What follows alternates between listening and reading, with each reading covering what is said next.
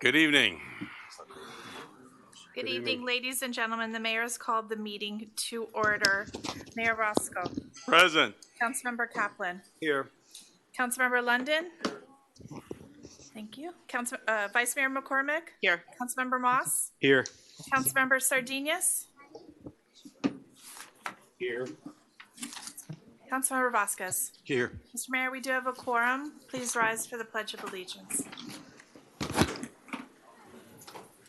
Pledge allegiance To the flag of the United States of America and to the republic for which it stands, one nation, under God, indivisible, with liberty and justice for all.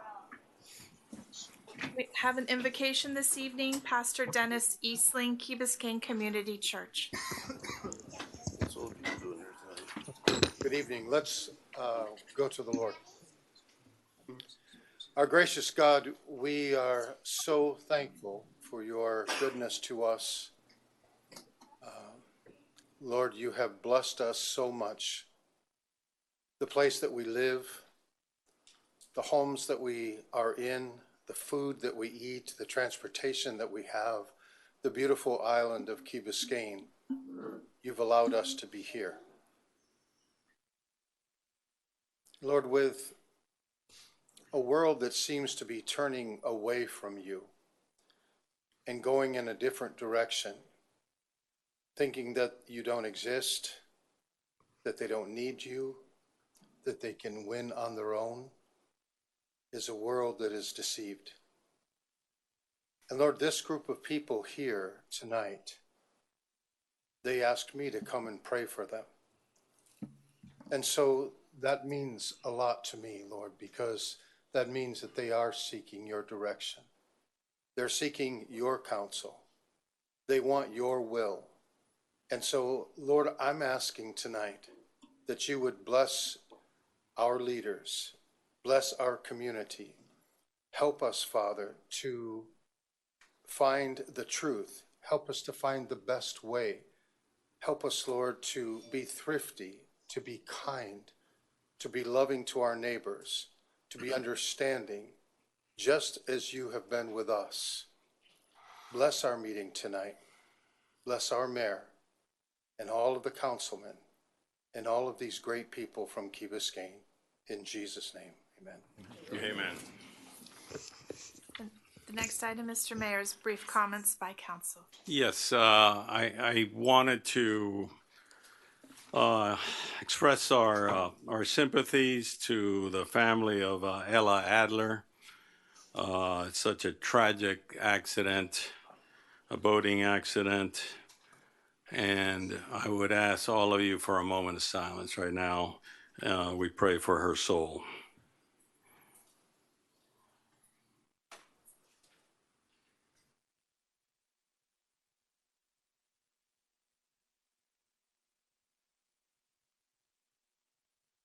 Thank you.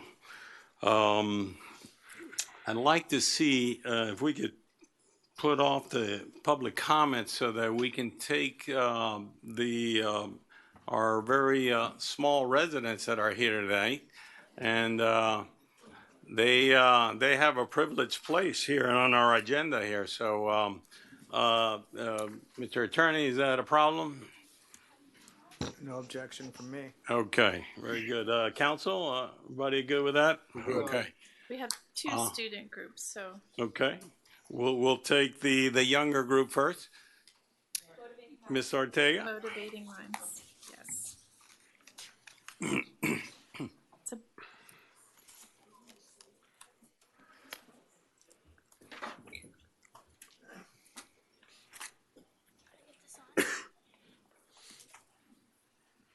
Hey, let me ask you guys, any of you guys running for mayor? No. Okay, good, good. How do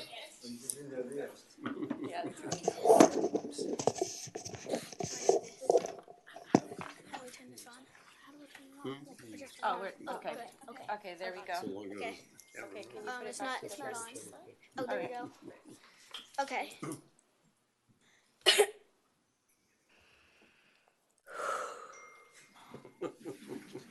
Good evening, council members. I'm Sam from Motivating Minds, and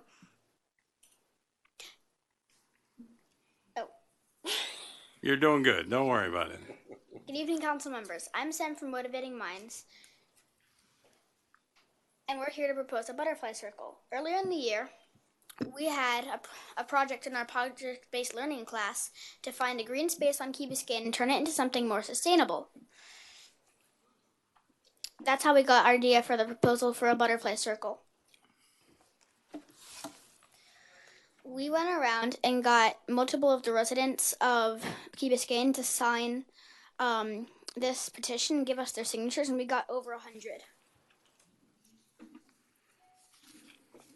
Terrific. All right.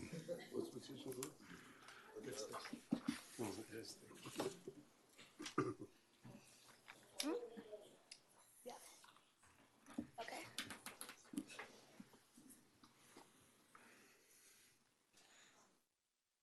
Wrong one? Okay. Thanks, Max.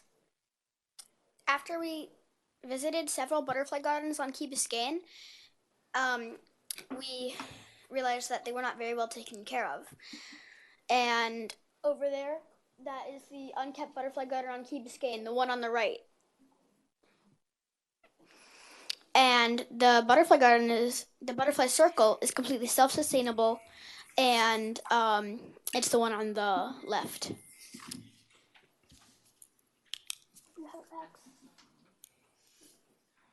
Dedication to Megan Andrews. Megan Andrews was an outstanding citizen. She tutored many kids on Key Biscayne. She had her own butterfly garden in her backyard and let children visit it and then when they wanted to get some peace. We would like to honor her by naming the butterfly circle Megan's Way. And this is the sign that we would put in the butterfly garden. Excellent sign there. Thank you. Wonderful.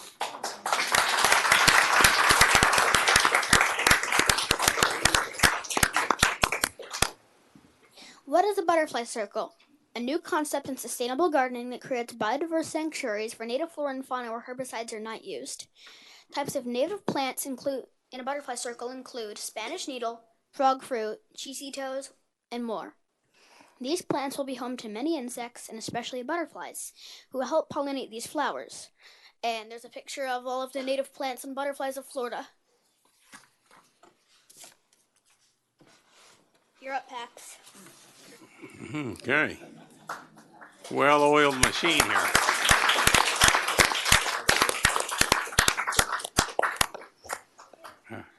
Sustainability features. The butterfly circle is more sustainable than a butterfly garden. After it's planted, we only need to water it for 3 weeks. Anything after that we don't, except for severe droughts. Butterflies and other insects are helpful for the environment because they pollinate our plants. This can transform how we treat nature and create more beautiful and sustainable community using butterflies to inspire change. Field trip. We went on a field trip and we got to meet Mayor Benton, who started Bound by Beauty organization. She invented butterfly circles and has planted them in schools, parks, and libraries and around Miami. She took us to one of her butterfly circles in Miami Shores, where we went on a scavenger hunt for native plants and insects. She taught us about the importance of biodiversity, sustainability, and connecting with nature. Okay.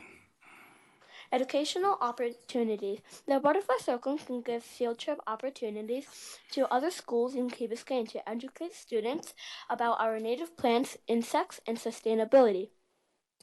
There are many science lessons that can be taught using our Butterfly Circle: plant biology, plant and insect species, identification, the pollination process, sustainability, and much more.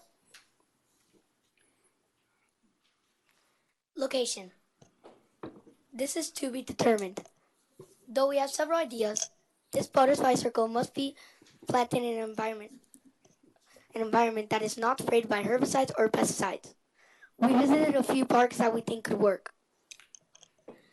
The Beach Club Park, Lake Park, possibly joining in with the community garden that has been proposed by Valerie. Budget. This is how much our butterfly circle is going to cost in total. The butterfly circle sign will cost us about $15. The sign, stake, and screws will cost us about $2. The bamboo, stake, twine, and chalk will cost us about $4. The sustainable mulch will cost us around $16, and we need 16 1-gallon plants, which will cost us $128. In total, this will cost us $165. And by the way, this whole thing about the budget will be funded by Motivating Minds. All right.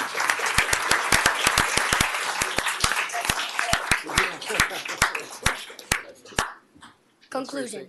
We think your committee should consider our butterfly circle proposal for the following reasons. It will provide a sanctuary for butterfly circles, insects, and native plants.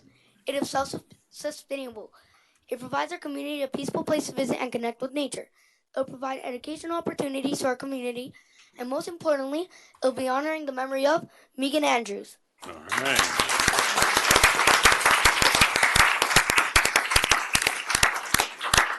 Thank you so much for listening, and we hope to see you another time. Okay, thank you, Bruno. Thanks, guys. All right. I never heard of a cheesy toe butterfly, but maybe you can show me what that looks like. Thanks. Thank you so much for coming. That was a great presentation. And Mr. Mayor, we have a second student group. You were Motivating Minds. From, Special recognition for the Key Biscayne K-8 Center's teachers and their students who made the finals of the Miami-Dade County Black History Oratory Poetry Contest. Mayor, I wonder if I can put a couple things in here because, one, I just want to put in the minutes to change what that said there because that's not the actual way that we would like to say it. And we put this together and the time we read it was too late. It was already on the agenda. But it should be read the special recognition for the Key Biscayne K-8 centers, teachers, and their students who participated in the Miami-Dade College 48th Annual Theodore Gibson Oratorical Finals. That's the actual event. And if I could say a few words before maybe we can bring them up for a photograph, but it was spectacular to watch this. And this is something that goes on annually. And it goes from pre-K to 12th graders. And they have to actually choose and recite a piece of literature or poetry from memory. And they have to do this on stage, and they're evaluated by judges. And they're evaluated on the selection of the piece they chose and how it relates to Black history and human and civil rights.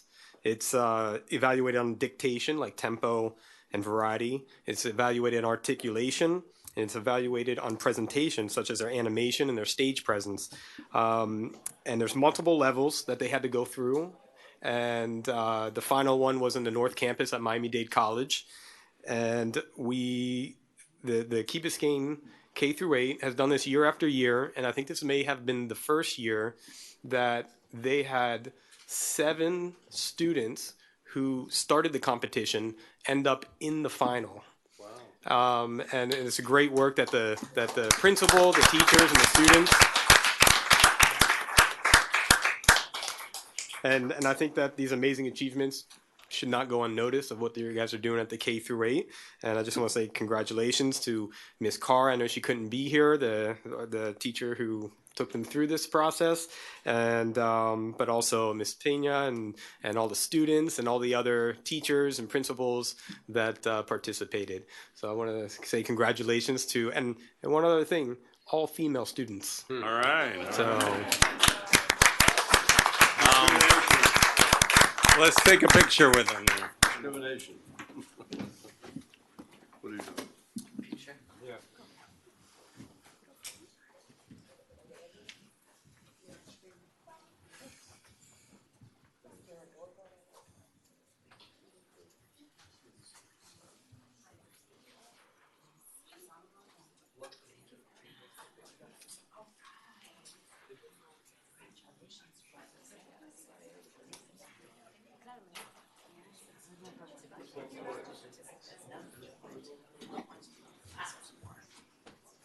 I'm good. Thank you.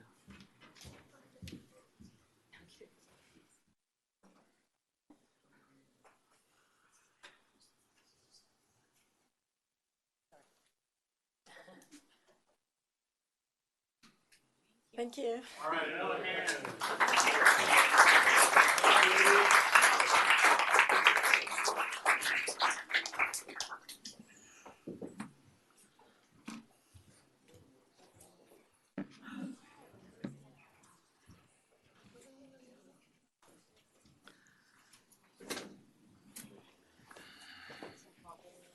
What's one to drink? The next item, Mr. Mayor, is public comments.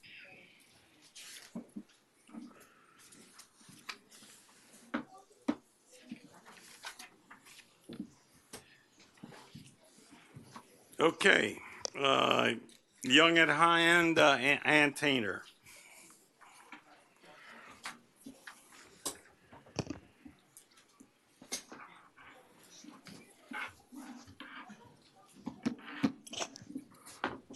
Ann Tanner, 170 Ocean Lane Drive. I'm here to complain, kind of goes with the hair and the age, so bear with me. First, I'd like to say Ocean Lane Drive, the traffic and the parking has gotten ridiculous, even though they have 5 million no parking signs. It's really out of hand. And the second thing I'd like to complain about is something that was very dear to my late husband and that he worked on was the beach access next to Silver Sands.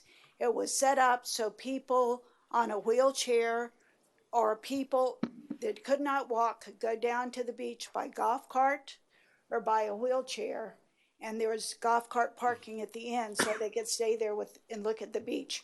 Now there's 2 giant 3 barriers there. I can understand them being there at night, but I would request that maybe you remove them during the day. Thank you.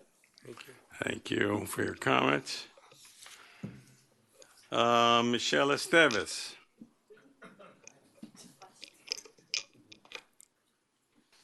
Thank you. Good evening, Mayor and Council members. 425 Great Tree Drive, 204.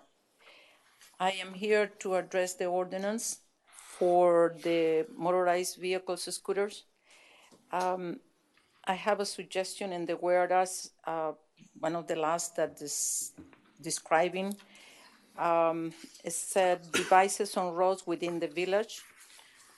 I think that we should including Crandon Boulevard. Very specific, because tomorrow Crandon Boulevard can be taken away. So I suggest that in the almost last whereas. Crandon Boulevard and the definition, it is included, but not in this whereas. So that's why I think should be included. I believe that the fines, they are not enough. I don't know if it is a law that said the maximum fines will be the first one to 50, then 500 or 500. In my opinion, I think that you should consider to raise the fines for that. And the same page 307, the section 2661 and legislative intent is also exclude the motorized mobility devices. I suggest that you add excluding motorized devices for handicapped people. It's part of it. It's considered a motorized mobility device, and I think that you should consider to exclude them, include them being excluded, because they are allowed. I know it's the law, but I think that sometimes we find the little flaws into it that could become something there that was not included.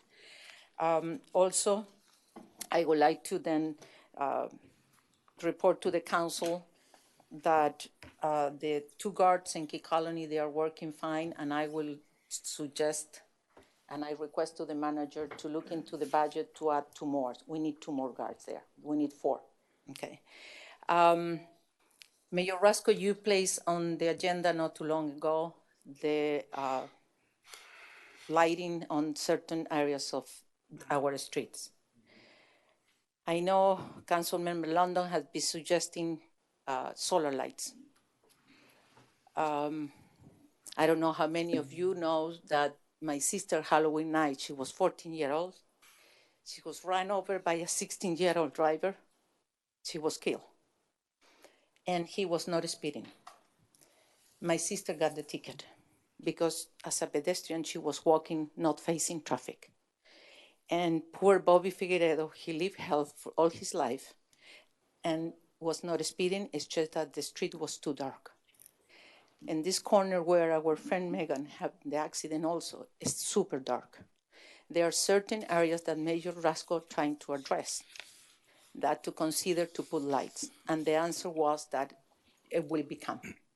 Please accept Councilmember London's suggestion. You can have solar lights very quickly, very fast. And I think that the budget time come in which you should consider and you look into certain areas of the village that they are too dark. Thank you. Thank you.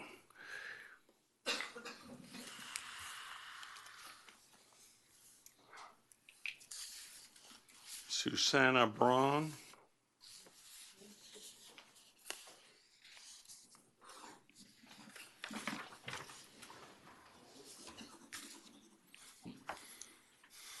Susana Brown, 200 Galen Drive, apartment 103, Key Biscayne, Florida, 33149. Good evening, Mayor and Council members. I would like to express a feeling, not only as a woman, but as a mother. Key Biscayne dark secrets. It seems this is how we are known today. Holding and bearing dark secrets that no one has or have had the courage to deal with. One of the many dark secrets we carry, in my opinion, is abuse in all its forms. It doesn't matter if you're a child, a teenager, an adult, or a senior. Sexual abuse needs to be condemned and punished, not only by law enforcement, but by our community, and most importantly, our village government officials. Victims need to feel safe and protected to come forward, not told that by doing so, social condemnation and finger pointing will be their biggest problem, making them feel belittled and ashamed, condemned before even being sentenced. Unfortunately, we live in times where hidden agendas are more important than sexual abuse and safety. We live in times where our elected officials, who are also parents and grandparents, turn a blind eye on this matter, and as an institution prefer to move forward, leaving the dark in the dark. It's easier not to rock the boat and remove the Director of Parks and Recreation after stumbling into one mistake over another for several years, allowing the sexual abuse on victims to continue, ignoring the clear signs. There are mistakes that cannot be overseen if we want to live in a healthy community, unless those mistakes are cover-ups for other mistakes that are deeply buried and need to remain buried in the dark and never see the light. We, as a community, need to wake up and demand clarity and action, or we will continue to be known and remembered as Key Biscayne dark secrets. Thank you. Thank you. We have some additional students. Let's see.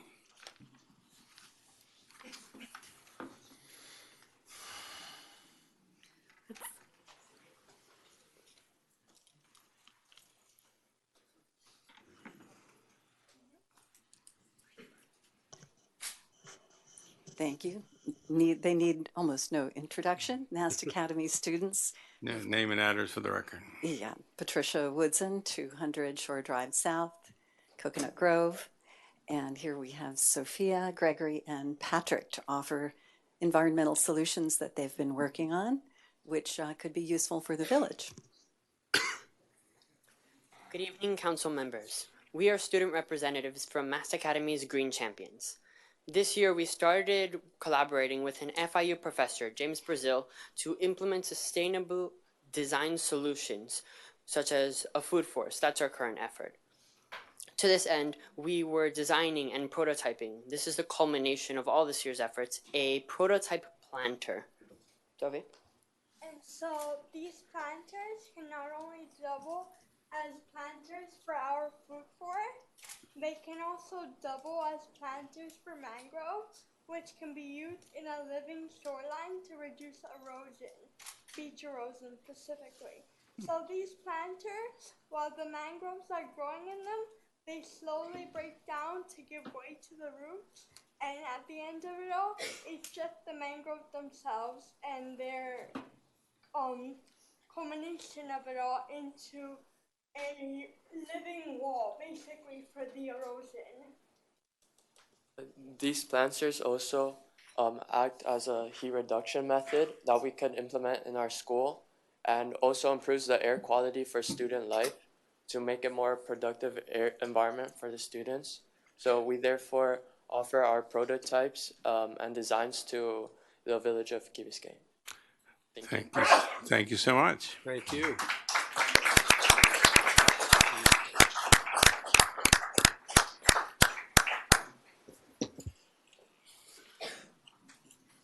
Okay. Sounds like changing the world. Yes. Can I do? The people are here? Yes. Okay. We can move to item 7B. Certified municipal clerk And designation. we'll return to the public comments in a Yes. minute. For village clerk, Jocelyn P. Cook, presented by Miami-Dade County Municipal Clerks Association President and City Clerk of Coral Gables, Billy Urquilla. Oh. Flowers, too. And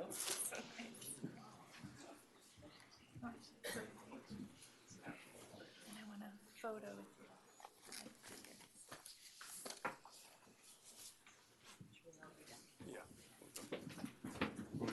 Going down for Jocelyn.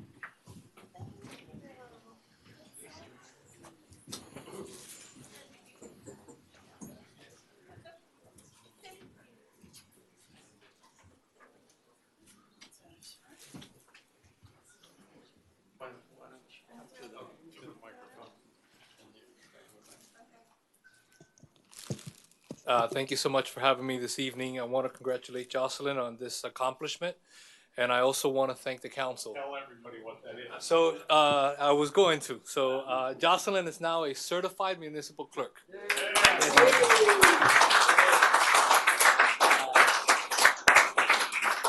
Which means that she has been working hard for the last 3 years to obtain the certification. Not every clerk in Miami-Dade County, or for that in the state of Florida, has this certification, but it basically means that she can do her job and she can do it very well. So that's the first step in the certification. The next one, she'll become a master municipal clerk, which means that she's actually contributing to the profession and to the career.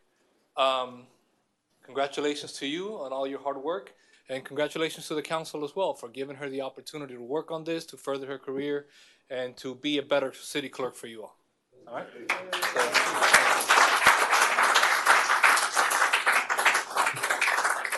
So on behalf of the International Institute of Municipal Clerks, this does hereby certify that Jocelyn Koch is a certified municipal clerk for the village of Key Biscayne. Thank you.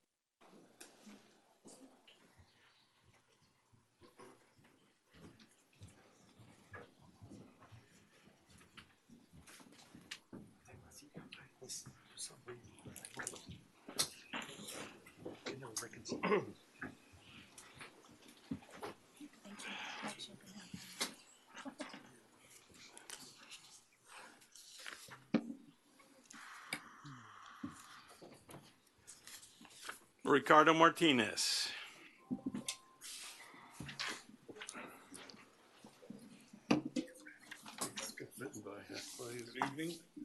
Good evening. Ricardo Martinez, 1111 Crandon Boulevard. Good evening, Mayor and council members. I'm here to speak about one of the main duties this council has, and that's the duty to public health and safety. Public safety should permeate throughout the village staff, as well as our men and women in uniform. but obviously our elected officials are ultimately responsible. This requires you to be proactive, not reactive, as we should have been with the e-bike situation. It requires enforcement of laws, and finally, it requires accountability for a breach of those duties. This brings me to the safety concern regarding the most vulnerable amongst us, our children. Many young girls have been victimized by a person who worked in our community center. I understand that the legal system is not perfect, and sometimes legal charges cannot be brought against the perpetrator.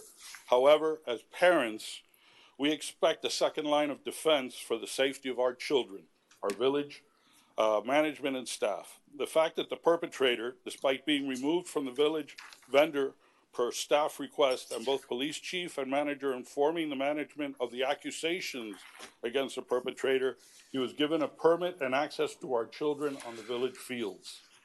Worse, I believe, is that the action to allow him on our field is still being substantiated today with statements of it was hearsay, he was not charged, his civil liberties, and fairness to public access for the vendor.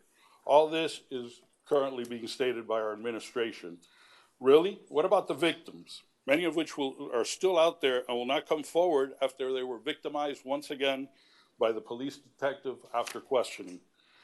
The village chose to ignore red flags and complaints and were negligent in allowing him amongst our children. What about those young ladies? They will be scarred for life, of which only victims of sexual assault can truly understand. Some of you said your daughters had been in class. Would you feel the same way if it had been yours? Daughter that would have been victimized? There was a breach of duty of their safety, and there needs to be accountability and individuals held responsible. It's up to this council that those responsible be held accountable. I have seen at least 3 press releases, one from the mayor, the police chief, as well as the manager, but none occurred in the days following the initial Miami Herald report that brought light on this issue and allowed these young women to step forward. No release to say your children are safe and we are implementing additional steps. Nothing about mistakes having been made then and how they would be rectified today. No, just support for the police and village staff. As of today, all we've heard through the Islander last week is about an enhanced background check led by none other than the Parks and Recreation Director, who is the person that is being questioned these days. Further, this new system that is being implemented would not have kept Mr. Olea off the field then, and it wouldn't today, based on the declarations of the management that says that the process works and must be the same for everyone, all vendors, regardless of what is known. Thanks to the Miami Herald and those brave young women, the predator is off the field.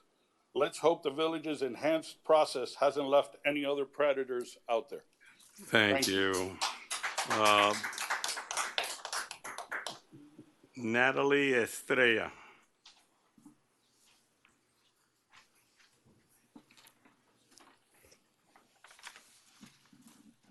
Hi, good evening. My name is Natalie Estrella. I live at 940 Mariner Drive. I'm here today to offer our services. I am part of a foundation called the Monica Bruguera Foundation. I'll read to you quickly our mission.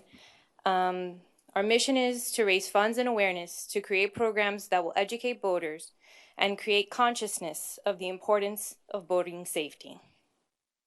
Boating accidents and deaths are preventable.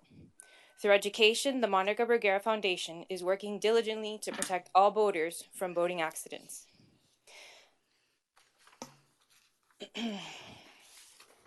Monica Bruguera was a very close friend to our family, and she was tragically killed in a boating accident in 2006. My husband started this foundation on behalf of her father because it was too difficult for him, and we've been running this foundation since about 2008.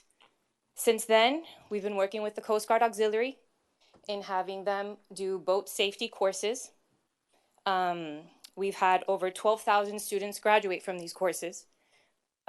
We've had several of these courses in the Key Biscayne Community Center. Before COVID, we had them there. After COVID, we were doing them online. And 2 years ago, we held several at the Key Biscayne Yacht Club.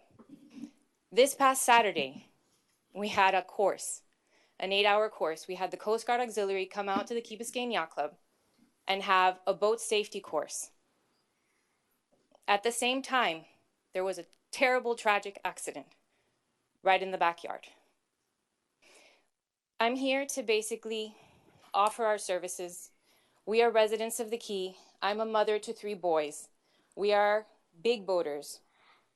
We want to help this community however we can, through more education, whether it's at the yacht club, whether we implement some sort of program at the schools. I think the children, we could start with the children and educate them, and also the adults need education as well. As of right now, Florida law states that anyone that was born after January 1st, 1988 is required to have taken this course and received the certificate. This course should really apply to everyone. And so I'm here to offer my services. Please reach out to me. We're working with the Key Biscayne Community Foundation with Melissa White, and we're here. We're your neighbors. We're part of this community. We want to make it safe for everyone. Thank you so much, Natalie.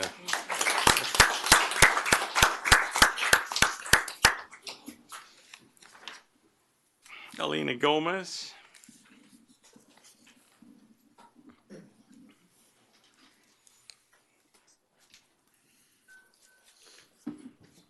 Good evening. My name is Alina Gomez, 765 Crandon Boulevard, Penthouse 10. Child sexual abuse is a community problem. It is a moral issue. The role of the police department is to investigate to determine the violation of the criminal law. But Key Biscayne Village decided it is better to cover up and move on. One has to ask, why? Why do we have some council members and manager making excuses for the parks director? Why is the village manager saying we have to make sure we follow people's civil liberties too? Are we to be concerned about the civil liberties of an alleged criminal? What a shameful statement. Unfortunately, we have some male residents saying the sexual abuse was to teenagers, not children. What difference does it make? Where are their moral values? Silence is not an option. Council members need to address the situation now. Shame on them. Thank you. Thank you. Next speaker, Luis de la Cruz.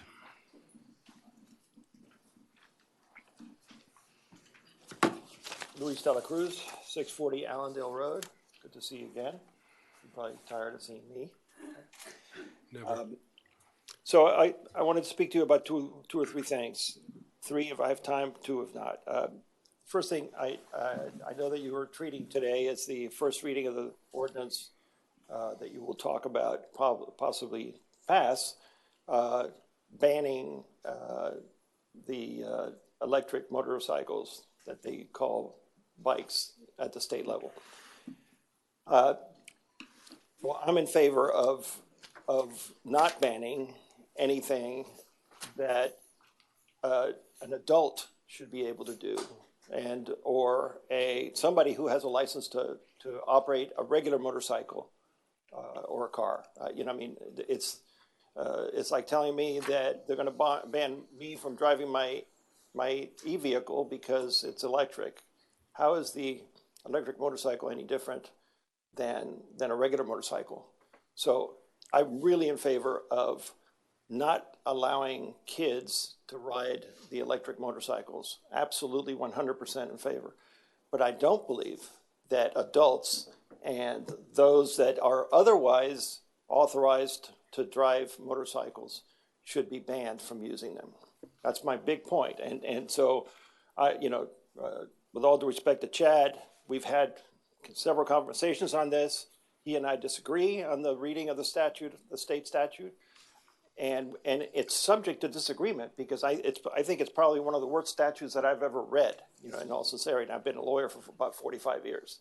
So I come here more than anything else to ask you to please ask your manager, to ask the council, to ask for an attorney general's opinion as to whether the village of Key Biscayne can regulate the age with respect to the bicyclists. The motorcycles. I hate making that mistake, but and in connection therewith, the third whereas of the proposed ordinance, I think it's extra. It shouldn't be there. I would ask that you delete it because it's accepting the fact that we can't restrict the age. And you don't really need that whereas. It says, whereas Chapter 316 Florida statute permits a village to regulate traffic movement of parking of electric bicycles and motorized scooters, but not the age of the operator. It doesn't say that anywhere in the statute. Nowhere. So with all due respect, I know that Chad has tried to explain to me, and I must be getting dumb in my later age, but I can't figure out how he comes to that conclusion. Take out that whereas, pass it, ban it for the time being. That, and then when you come back and get an attorney general's opinion, and maybe there's a 30% chance that the attorney general is going to say, you guys can restrict the age, then we don't have to worry about that whereas in the ordinance. Okay, so that's that. Please think about that. Okay. The other two things that I wanted to talk to you about, I know you guys spoke at a workshop about the offshore reefs, something that back when I was on council we were talking about. You have to start looking at something other than pumping money into the ocean. Absolutely essential that that you task our chief resiliency officer that we hired for those kind of things in order to look for that kind of response. We can't be waiting for, I'm sorry, we can't be waiting for Durham or the Army Corps of Engineers or anybody else to solve our problems. We need to bring it to them. We need to ask them to please do this. Thank you. Thank you. Okay.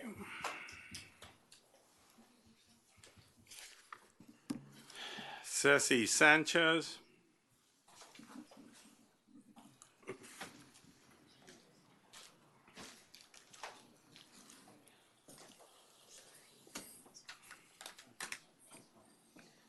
Cecile Sanchez, 260 Cypress Drive. So happy to have air condition again. The whole day, almost the whole day. Something has to be done about, and that's not what I'm talking about, but you have some wires that cross several streets. I don't know why that happens, but one is Hampton Lane around Cranwood. The wire, so some tall truck, I don't know what it was, but got entangled and the whole line came down. There's a police car, I believe, there, and the wires are very, there's another one in Woodcrest that I think that's a priority.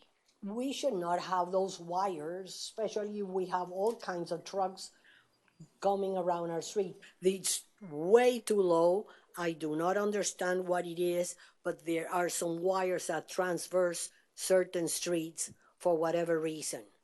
Thank you. But thank you.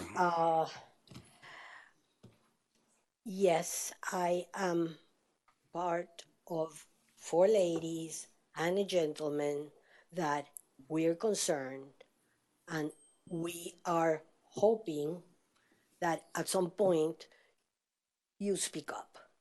You are our representatives. Why not acknowledge and say that you're sorry? Errors were made. Police and the manager, they keep saying, we are 100% behind our staff. Okay. How about you? You represent us. You need to talk to us. Manager already spoke. Police chief did. There's some people that did things that we're not supposed to do. It was kept in the dark. How many years? There's injured people, girls. Are we not going to fight for them? I don't understand it. This is serious. We never thought this would happen here, but it did. So I'm sure there's victims out there. They're intimidated. I'm sure they're afraid of coming out, especially after the scumbag detective said what he said and was caught on tape. Isn't that embarrassing? Would I go to a police station to say they raped my child, they molested my child, knowing that that's the detective that is going to be interviewing and I'm going to have to disclose all these things? I don't know about you, but I'm embarrassed. I could not do it. I would love to tell. We're here as a community. Come forward. We'll help you. We're here. We have special people trained. Do we know that? Have they changed? I don't know. So, You wrap up. where's a serious appeal from council saying that it's okay, we're here, we made some mistakes, but we're going forward. We want to help you out. So, how are we going forward? And then, in my faith, Ceci, some you of gotta you wrap are, up. okay, we acknowledge wrong. And we say we're sorry. I'm waiting, and I'm sure other people are waiting the same. Please think about it. No more keep us in the dark, please. Thank you. Melissa White.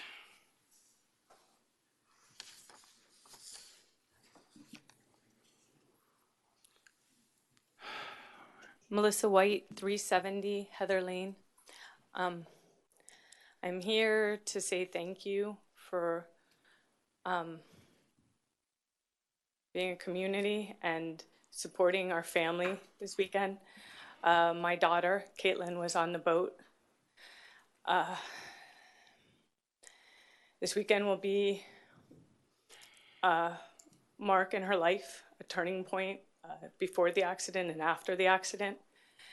And it comes right after the 35th anniversary of Pasta Dinner to raise money to remember Eileen.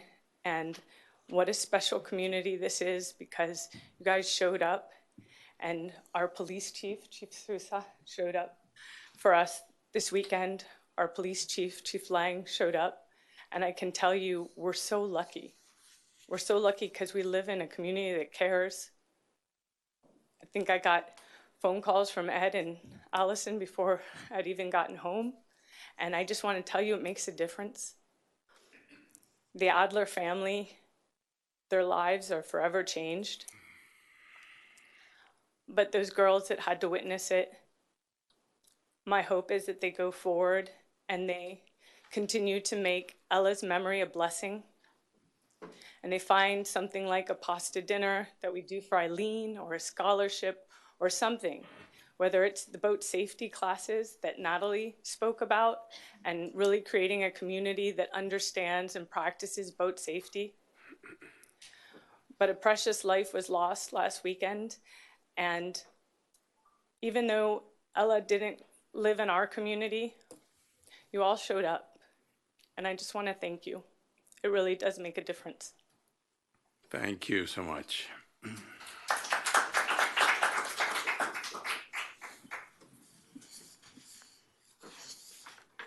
Louisa Conway.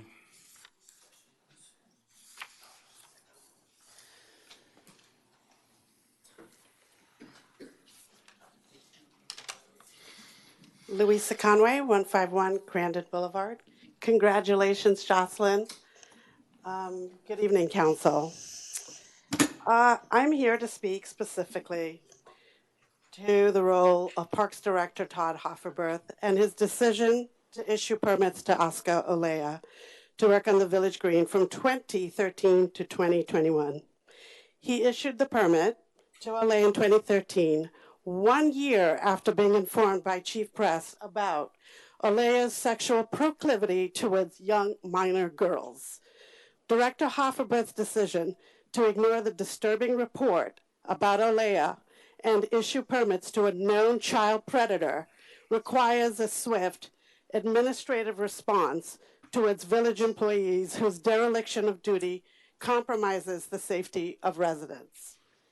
Since January, every single one of you have been fully aware of the unfortunate role the village played in hiring and permitting Oscar Olea, and yet none of you have taken a strong stand against Hofferberth's decisions or Chief Press, and more recently, the unprofessional conduct of Detective Carval, calling a victim's mother a scumbag.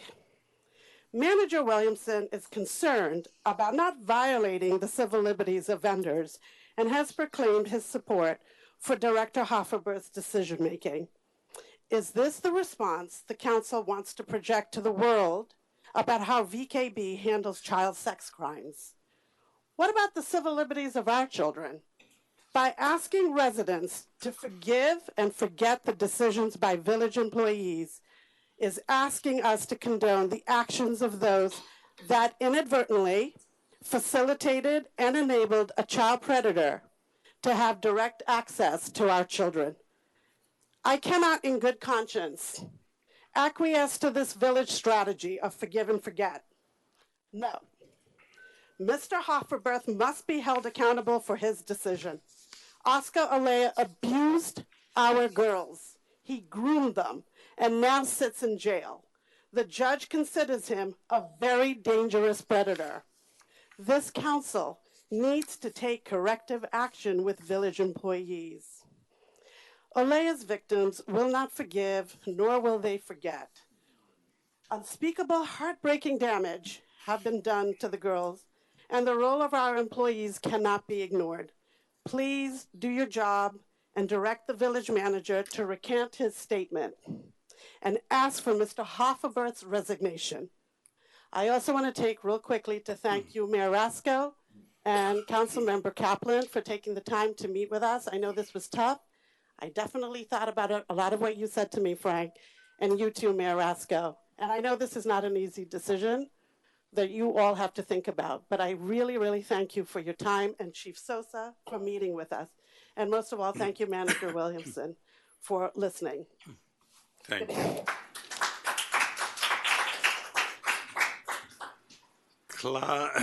Claudia Pay.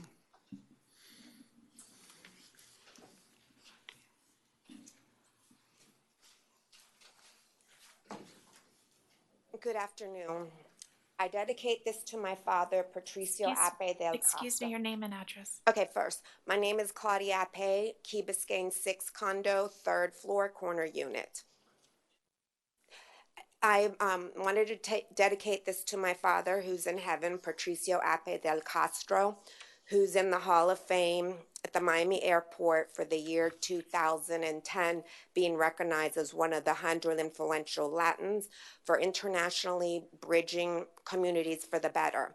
He wanted me to come forward the day and be able to help others. It is a silent killer of what we're going through for the children at the Parks and Recreation, but it also continues with adults.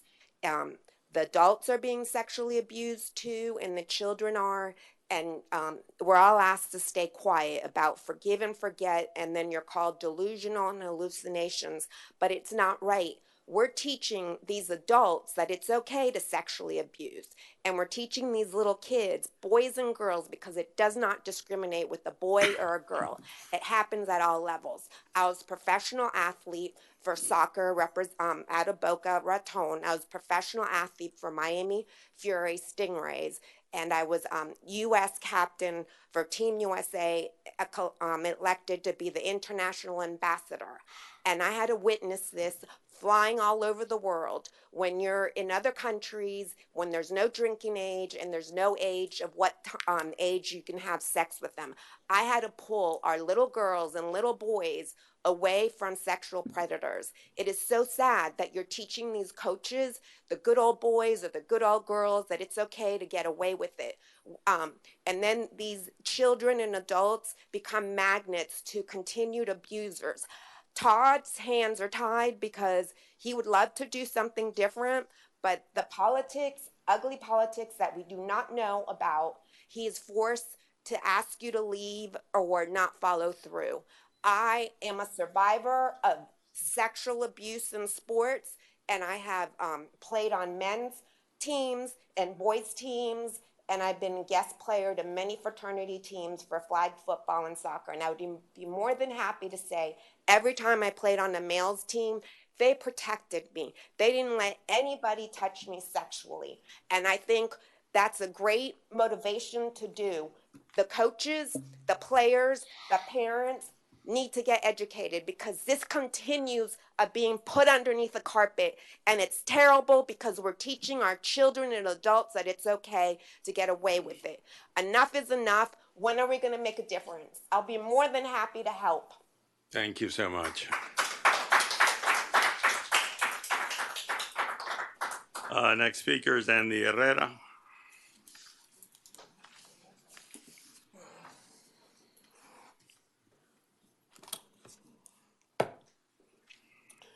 Good evening, Council. Andy Herrera, 250 Fernwood Road. I'm here to say one word: compromise. We need to compromise with our village, with our residents, to be better, to do better things, to take care of our needs, and to protect each other's. I want you, everybody, this community, all faith institutions, residents, people for all kinds of needs, please stop and compromise. We know better than that. I am here to advocate for the children's.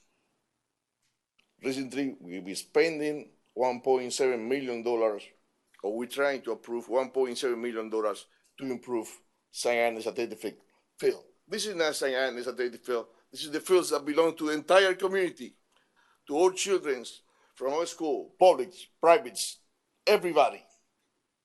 We need to engage together for their well-being. Our mayor says on the last workshop, St. Agnes Field looks like it's totally devastating, like Beirut. And it's true. We failed to provide them a safe place. It was closed this past weekend. Children cannot play there anymore. What we have to do, we can find solutions. We need to engage. Everybody has to give something, and we can give something to our children. And that's extremely important. 5 years ago, on May 2019, our village was consecrated to God by former Mayor David. So that brings together citizens to pray for the village. And we got our village protected under God. This is our secular place. We need to do something, and we need to engage. Every house we have to give parishioners, residents, and everybody to improve the safe conditions and well-being of our children. They are the number one priority. Please, I want you guys, please, to think about it and stop criticizing spending a few pennies when a penny doesn't worth the happiness of our children. Everybody has to engage in a positive thinking and stop the fight. Thank you. Thank you. Patricia Romano.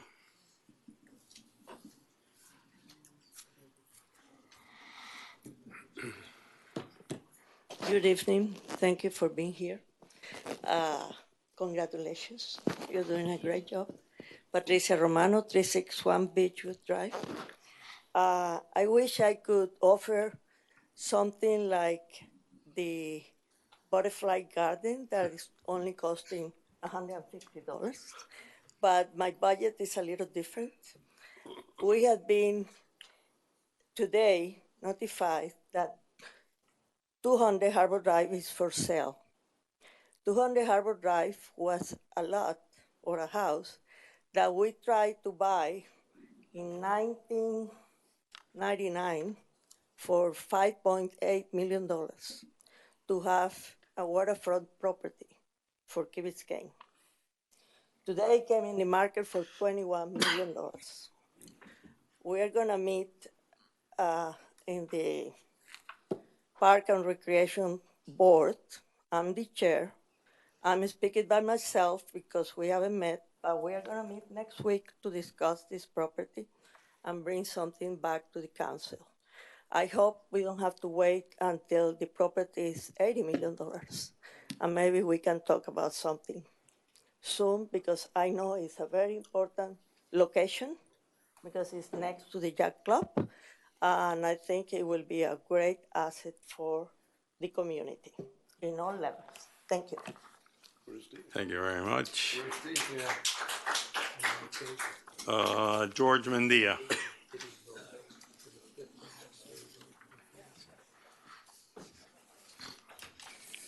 Good evening, everyone. George Mendia, 111 Island Drive. We had that house on the contract when I was in council. 45. Anyway, I don't come to many meetings and I usually don't speak, but I saw the agenda and I thought it was just an awesome night for you guys because there's so many things you can accomplish with this agenda. It couldn't have started any more positive than having all these kids come up and tell us the things that they're doing, which explains why you're up here. You know, it's all about them. You know, I specifically wanted to talk about a couple of things that you're going to be discussing tonight. Obviously, first, you have FDOT coming in to give us an overview or some information on the flyover problems. I think that's very timely and perfect to have come before us. You're making safety an issue, you know, or you're tackling safety by banning the electrical bikes and scooters until age restrictions can be applied. I disagree with Lucho. You know, either way, that's going to happen. And you're also dealing with the golf cart usage problems that we're having. So I think tonight, those two things are super important. You're improving our park system by putting money into the beach park, something that we've been talking about for a decade. And if it happens tonight, I'll be one of the happiest people up here.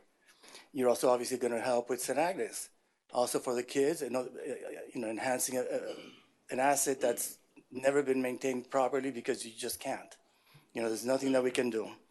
And I hate the fake grass, but artificial turf, but I don't see another option. And obviously, you're starting to work on restoring some of the art in public places, plazas, which is super important. It's another asset that we have that has never been properly maintained, and I think they'll look great when you guys work on them. And then you're working on severe storm events with the stormwater pump project. And lastly, but not least, the Live Local Act is something that you're going to talk about again tonight. Something that's a super threat to all of us, and I wish you luck. And thank you for all your service. Most of us really, part of the reason I don't come is that I feel that we're in great hands with you, both the council, mayor, manager, police chief. Thank you all for what you do for us. Thank you. Thank you so much. Okay, that takes care of public comments. Madam Clerk. The next item is the agenda. Approval, deferrals, additions, deletions, substitutions, withdrawals. I have one question. A procedural question concerning item 14, which is the zoning in progress. The item recommends that we resolve to declare this in effect, but there's not a resolution. My impression was that we would be dealing with this tonight to adopt a resolution. Is that the intent? Under Florida law, you can do it by motion. So the intent is to articulate the specific standards, which will be interim standards, that this council may want to adopt tonight and by motion would approve it. That's the intent. Well, if it's appropriate for me to add that I would move when we get to item 14 to do exactly that. We can deal with it then. Thank you. I have two, no, just one council discussion item. The Mashta Flats Okay. discussion. You want to add that? Yes, please. Okay. Duly noted. Anything else? I'll add the parking on Ocean Lane Drive. I think people need clarity of what's going on over there as well. All right. Mayor, I have two items that I'm requesting deferral, which is items 9A and 9B on those ordinances, deferral to June 11th at 6:30 p.m. In the council chambers here.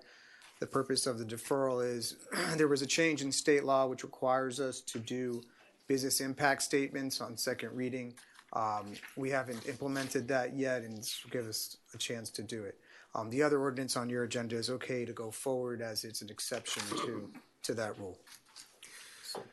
Okay, duly noted. Does it make sense if we Madam discuss Clerk, anything you on it or see? no? If you want to discuss Or those just two? wait till second reading? I to would just discuss it? wait. I Okay. mean, unless you want to, but I would That's just fine. wait. All right. Yeah, that would be good. All right. All those in favor? Aye. Aye. Opposed? Motion carries. All right, we're back to special presentations. Let's do the art in public places. Art in Public Places Advisory Board Report given by Board Chair Lourdes Joffrey Collette.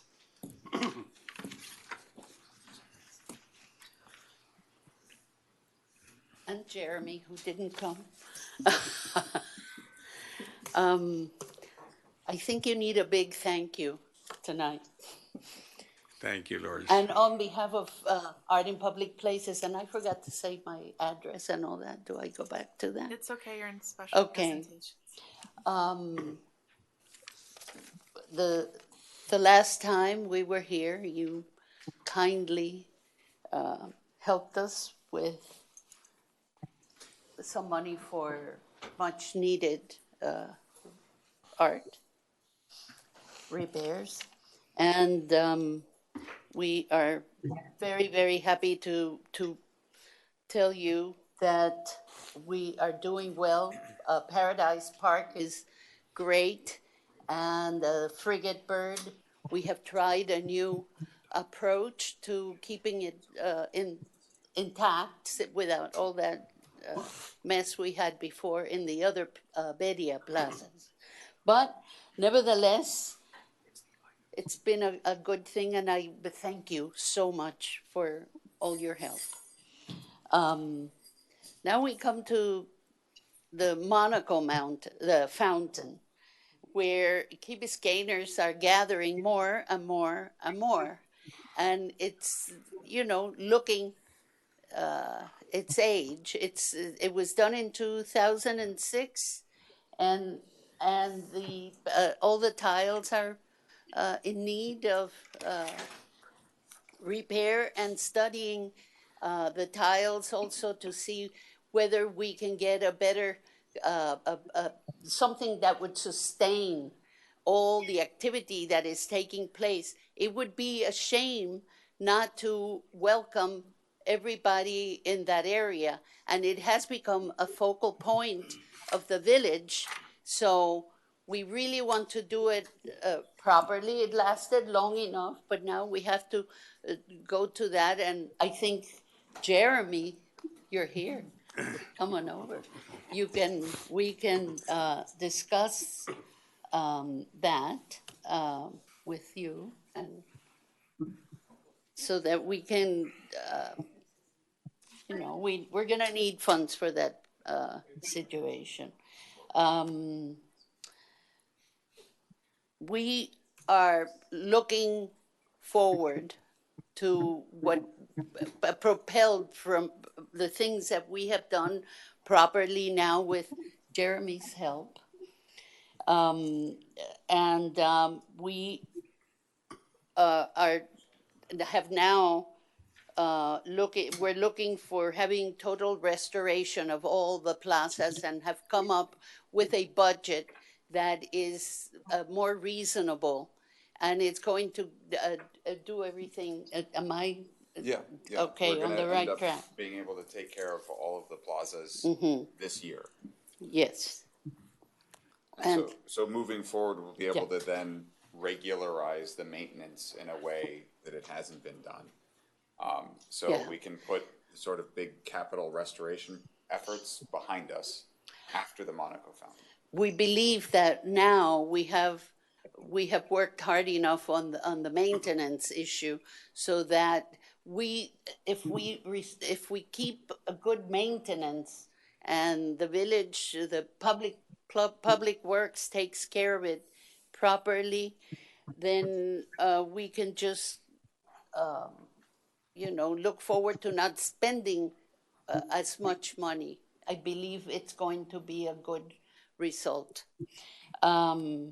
We have big ideas also, and with the resilience and storm drainage, we can improve.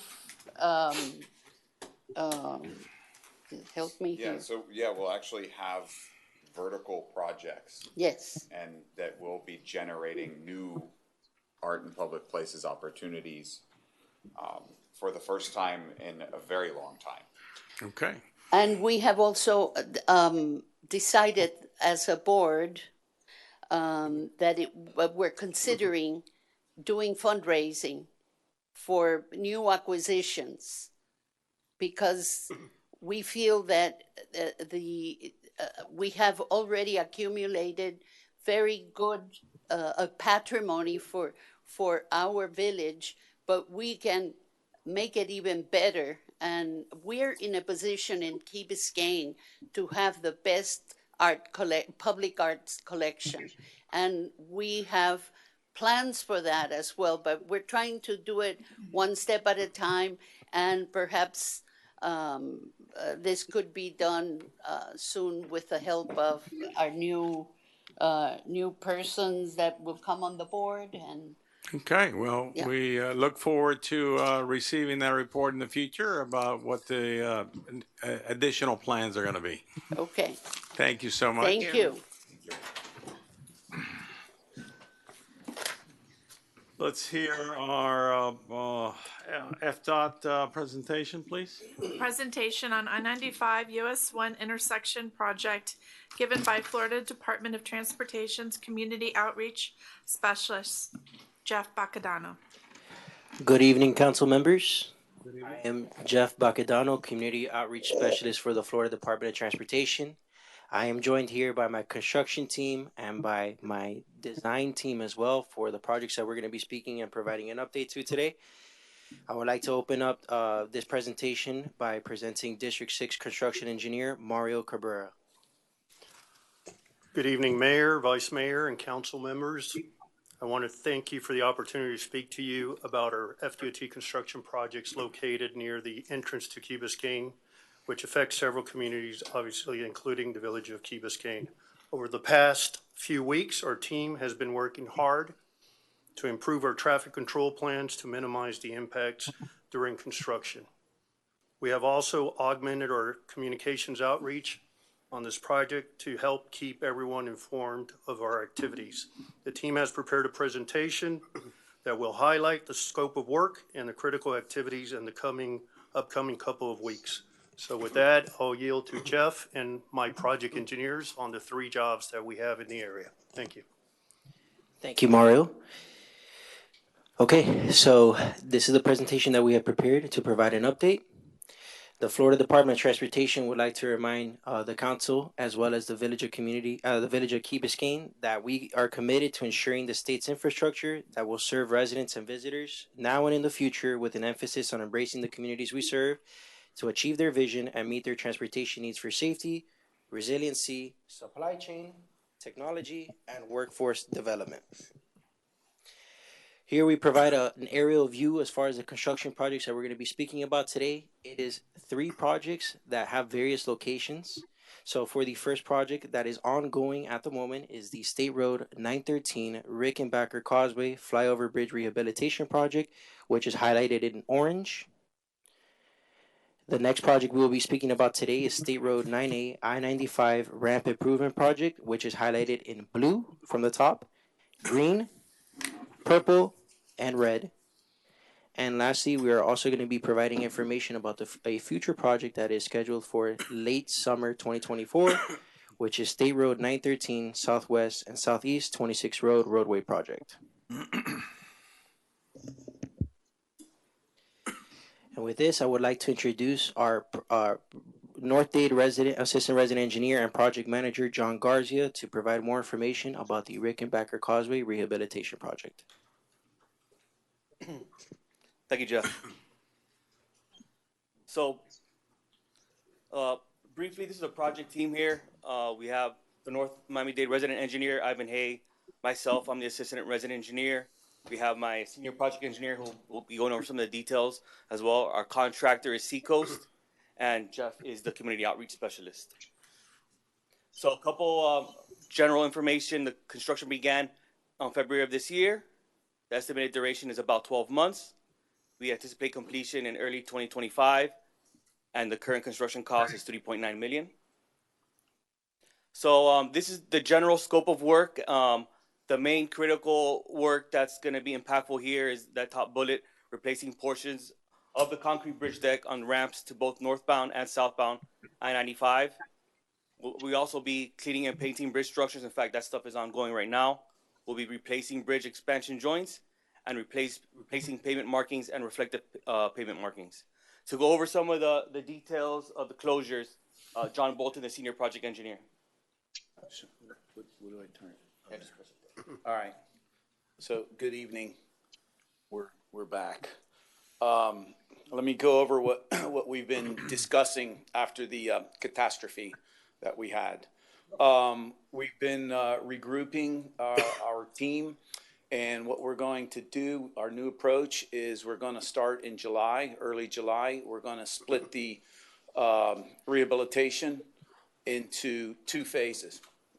We thought that the additional improvements to the underneath signals and all that would handle the load. We didn't realize the intensity of, especially the later afternoon weekend load, and we realized quite quickly that it wouldn't. That's why we aborted the next morning, went back, regrouped.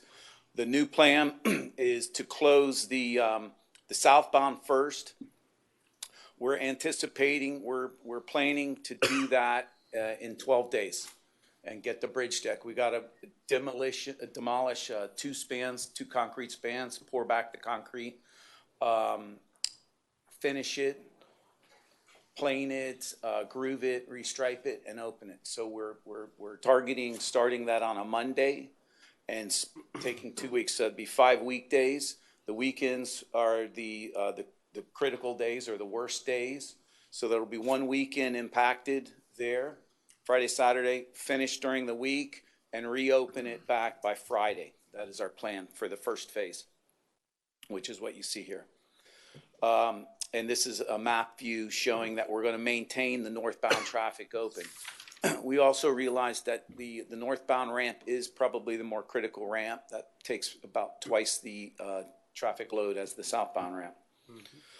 The next phase then, starting later, is going to be similarly.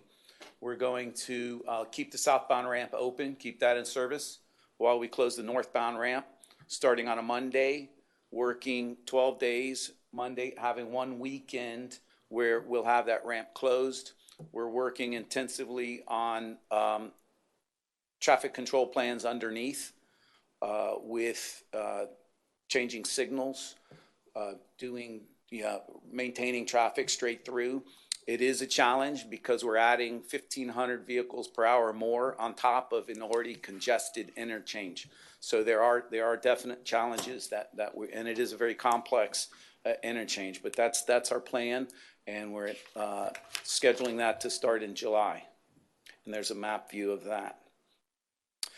In addition, for the next through the month of May, we're going to continue with what you'll see going on there, which is painting those steel bridge structures there over Brickell, over Miami Avenue, and over 26 Road. We're also putting what we call Class 5 concrete coating on the sides of it, so we will have some lane closures at night, single lane closures at night, which I don't think you'll pretty much see any impact from those at night. We've been doing that. So we're going to be doing that over Brickell and over Miami Avenue for the next couple of weeks. And just so you know that the nightly lane closures are 9 p.m. to 6 a.m. and the weekends are 11 p.m. to 7 a.m. And with that said, I'll turn it over to the other project engineer for the other one. Thank you, John, for providing information about the State Road 913 Rickenbacker Causeway Flyover Bridge Rehabilitation Project. I would like to introduce our project manager, Francisco Yedo, who who will be providing more information regarding the State Road 9A I-95 improvement project. Hi, good evening. Thank you for having us. This contract has 4 different projects inside. As you can see, there are 4 different financial identification numbers. We have 4 different locations. One is at the Rickenbacker area. There's another one on 8th Street, 7th Street as well. This is the shoulder rehabilitation between more or less US 1 and Southwest 8th Street, northbound and southbound along I-95. And the last location, it's on downtown Distributor. This is the project team that it's working in this project. This is the South Day Residency. Drew Badri is the resident engineer. George Hoffman is the assistant resident engineer. Milan Mansur is the project administrator. OHL is the contractor. Jeff is the community outreach specialist. My name is Francisco. I'm the construction project manager.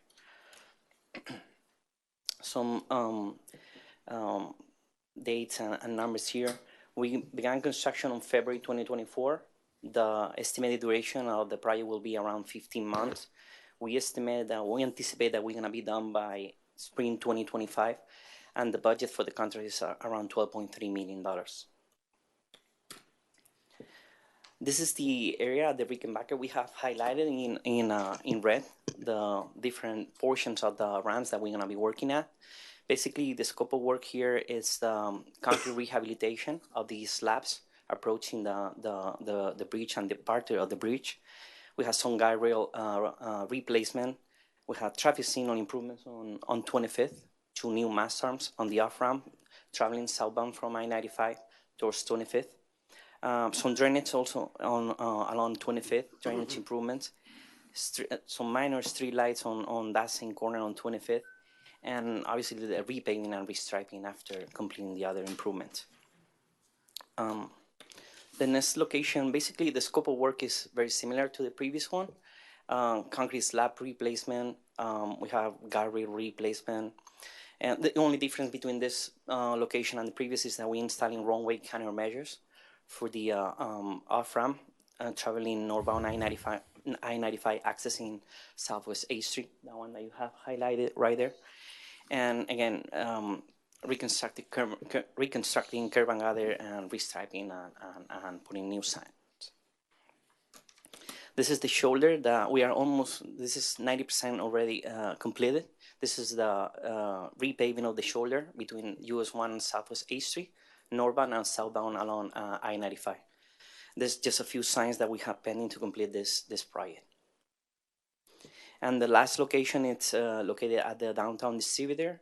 Again, same scope of work, upgrading signals, signing and paving markings, replacing concrete slabs, replacing the guardrail, and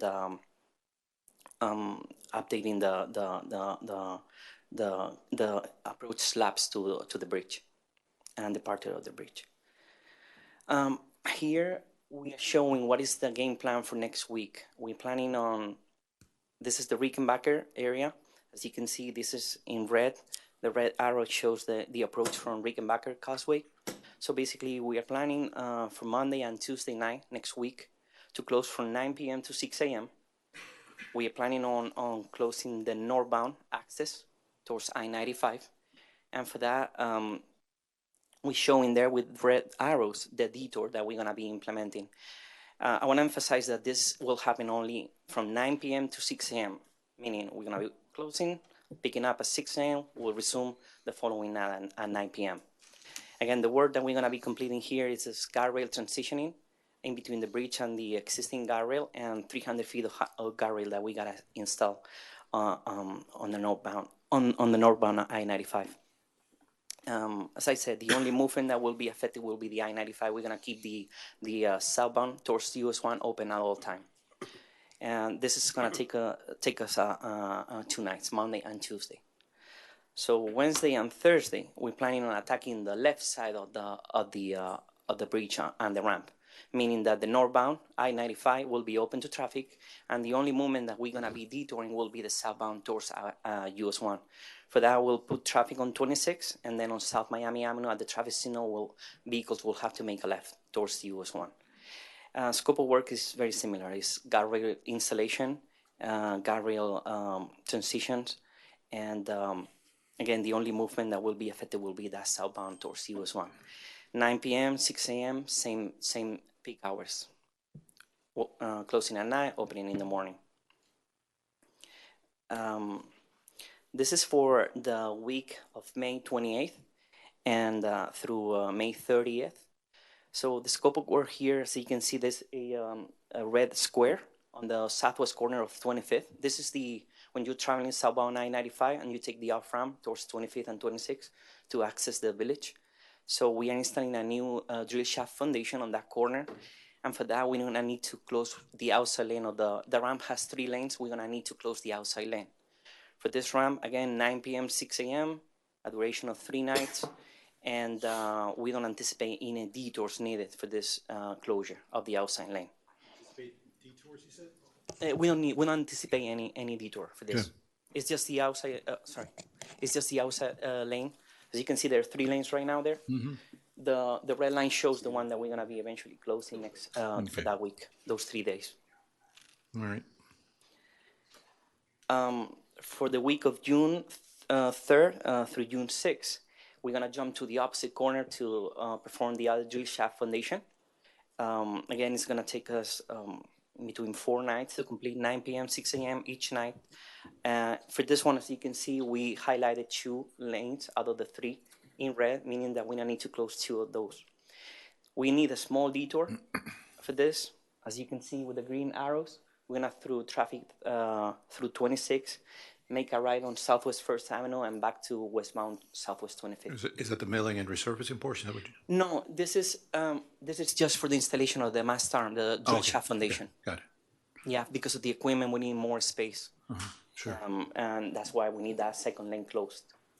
And we are also closing the right movement from that only lane that it's open. That's why we detouring traffic through 26. Again, these are the non-peak hours. The non-peak hours for this project, 9 p.m. To 6 a.m.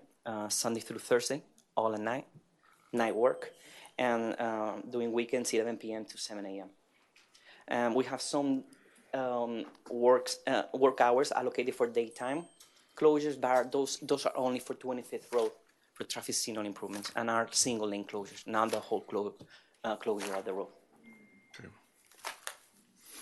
I guess, well, if I may, Mayor, just a couple, I know I don't want to elongate the meeting, but I do have a question, if I may, just one quick question on the. We need to I understand, but I do want to, 2 questions I have. Sir, on when you were talking about the rerouting for the northbound ramp. Yes. You mentioned that has not been, if I heard you correctly, my apologies, you mentioned that has not been concluded yet? What the detour plan will be for the rerouting for the northbound? Yes, we have this right here. I'll answer that. We are working with our traffic engineers to develop a thorough traffic control plan. We hope to finalize that in the next couple of weeks. Okay. Our traffic engineer is present here along with our entire team. We also been speaking to the village manager, Mr. Williamson.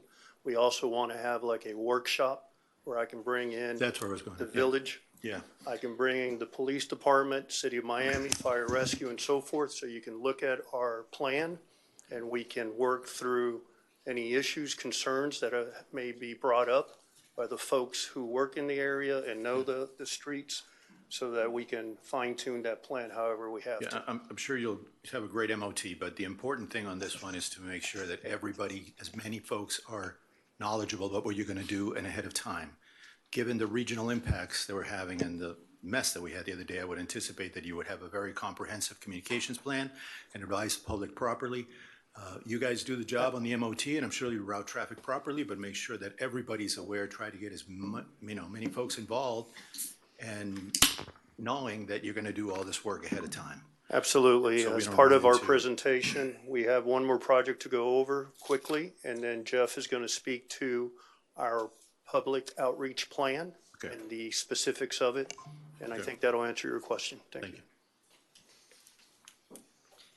Thank you, Mario. And now I would like to invite Project Manager Carmen Negron to present the Southwest Southeast 26 Road roadway project. Good evening. Good evening, Mayor, Vice Mayor, and Council members. This is the project team: Drew Badry, the South Miami-Dade resident engineer; Jonathan Fundora, the South Miami-Dade assistant resident engineer; myself as the project manager; Ricardo Sargent, project administrator. The contractor is JVA engineering contractor, and Jeff Paquedano, the community outreach specialist. This is some information of this project. The estimated start is late summer of this year. The estimated duration is about 8 months. We anticipate to complete this job by the spring of next year, 2025, and the current construction cost is around $2.4 million. Here you can see the project area. Basically, the project limits are from Southwest First Avenue up to the entrance of the toll plaza, the Rickenbacker Causeway.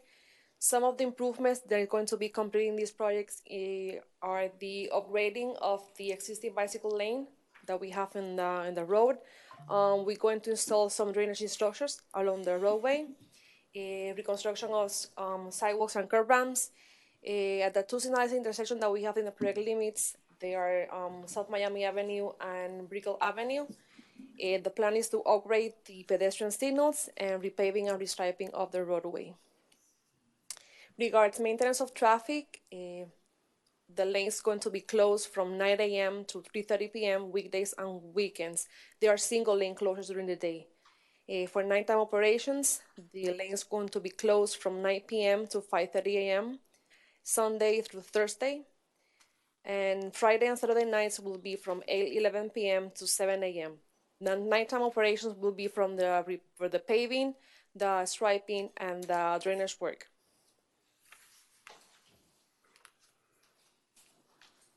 Thank you, Carmen, for presenting more information about the 26 Road roadway project. I would like to bring up the potential impacts that we can expect from all the presented projects. Well, these work operations may cause dust, noise, and vibration. Especially nighttime work operations may cause temporary noise. We understand that ramp closures are going to affect traffic. We're going to need extended ramp closures to be able to perform the bridge rehabilitation work. During these ramp closures, we will have detours in place, as well as sidewalk closures and any detours for pedestrians that will be implemented during those work operations. Now, in regards to what we're doing to mitigate these impacts, we are coordinating traffic signal timing at high volume intersections with Miami-Dade County. This is going to be paired with the new MOT plan that we will be presenting with you all. We will definitely be coordinating with key agencies and municipalities, with Miami-Dade County, with City of Miami, and Village of Key Biscayne. To Mario's point, we will definitely be hosting workshops to make sure that everybody is in a constant update as far as what we are doing and what we are planning to do. We will be providing vibration monitoring during heavy operations. Watering and sweeping will help alleviate dust and debris. We will have off-duty traffic control officers as needed, and all detours will be established with clear signage and messaging. Now, in regards to the outreach efforts, Councilmember Vasquez, I absolutely agree with you that not only is the MOT a very important part of this project, but most importantly, we all realize that the outreach is of utmost importance. Not only just for the Village of Key Biscayne community members, but also people who want to come visit the beach. Absolutely, this is information that will be passed out. As far as any future outreach that we have to be able to provide project information, we'll be doing state park notification flyers. So we will personally be going to the state parks, speaking with the beachgoers, handing out flyers personally, and that way making ourselves available for any questions from the public. Of course, we'll be doing door-to-door notification prior to any work activities.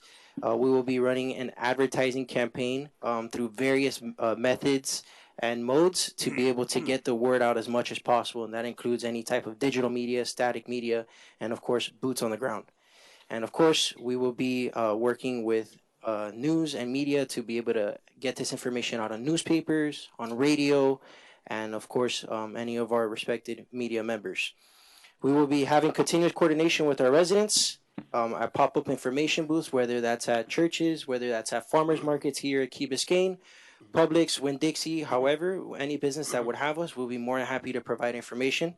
And we will be, as mentioned before, ongoing coordination with key agencies. We're more than happy to accommodate community meetings with stakeholders as needed and upon request.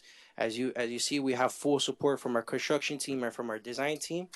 We'll be providing project update e-blast that will be sent out via email, and as well as through social media. And this would include detour instructions and maps. And as always, we encourage everybody to visit www.southflroads.com to be able to have up-to-date information on ongoing work operations, as well as lane closure and detour information. Okay. Sorry, one little question. Yes, sir. Do we anticipate any events or anything during that timeline? Have you been coordinating with anybody? Have you had any discussions about that? Do you have a mitigation plan to not I'm saying discourage, but I'm saying try to minimize the inflow of traffic that's coming in, because the inflow means the outflow, and that's going to happen. Let me address that if I would real quick. So council member, so the good news is that Mario's become my best friend, and we talk about every other day. So that we are working with them step by step. And so obviously we usually know these events before they do. Yeah. So anytime we have them, we make sure they get on their calendar. And if they do happen to find about events before we do, we go back and forth. So this is a very close relationship where we're communicating on a regular basis. That's great. Now, I'm just wondering if there's anything specific or anything that we should be aware of during that span of time that the residents should be aware of. Right now, obviously this weekend we have the SoFlo Boat Show. It won't be any greater than 4,000 people per day, so that shouldn't be, obviously it's not during the construction. The next big event that's coming up is July 7th. I don't know if Chief is here. He's not, but that's something we can expect about. A good amount of people, that's something we're going to have to work, but they've agreed not to start their project until after July 7th. We're not going to we're not going to prevent folks from coming over, but we certainly can move the timelines if it's Right. They're going to start after that event. Great. Yeah, you have our word that we are committed to coordinate with the village as far as any events and so forth in the area. We'll coordinate, we'll work around whatever is occurring to accommodate you and get the work accomplished. So that's why we gave you a look ahead here for the next month or two.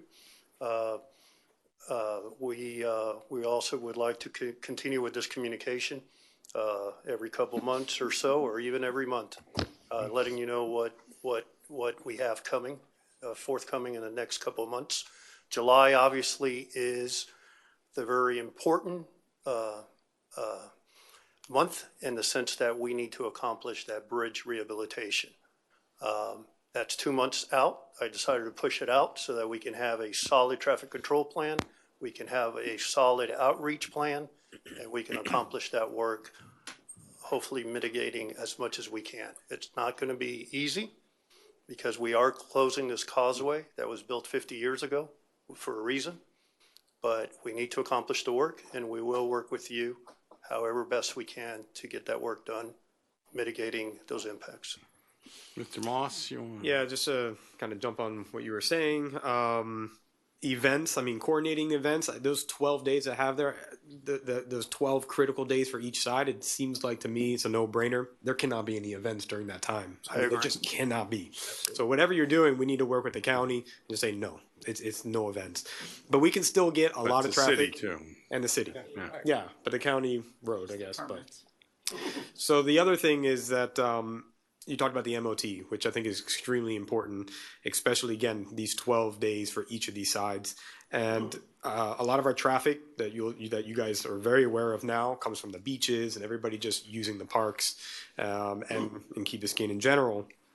Have you guys thought about in the detours looking at during those high peak times that we know on like a Sunday between 5 and 10 o'clock at night, changing the way that Brickell crosses and South Miami crosses? Maybe they have a detour where they actually have to go around to allow the flow to go right through and so there's not 3 lights or 4 lights to get onto US 1 or 95. I don't know if that's possible. Yeah. But all those movements are being considered and modeled by our traffic engineer experts.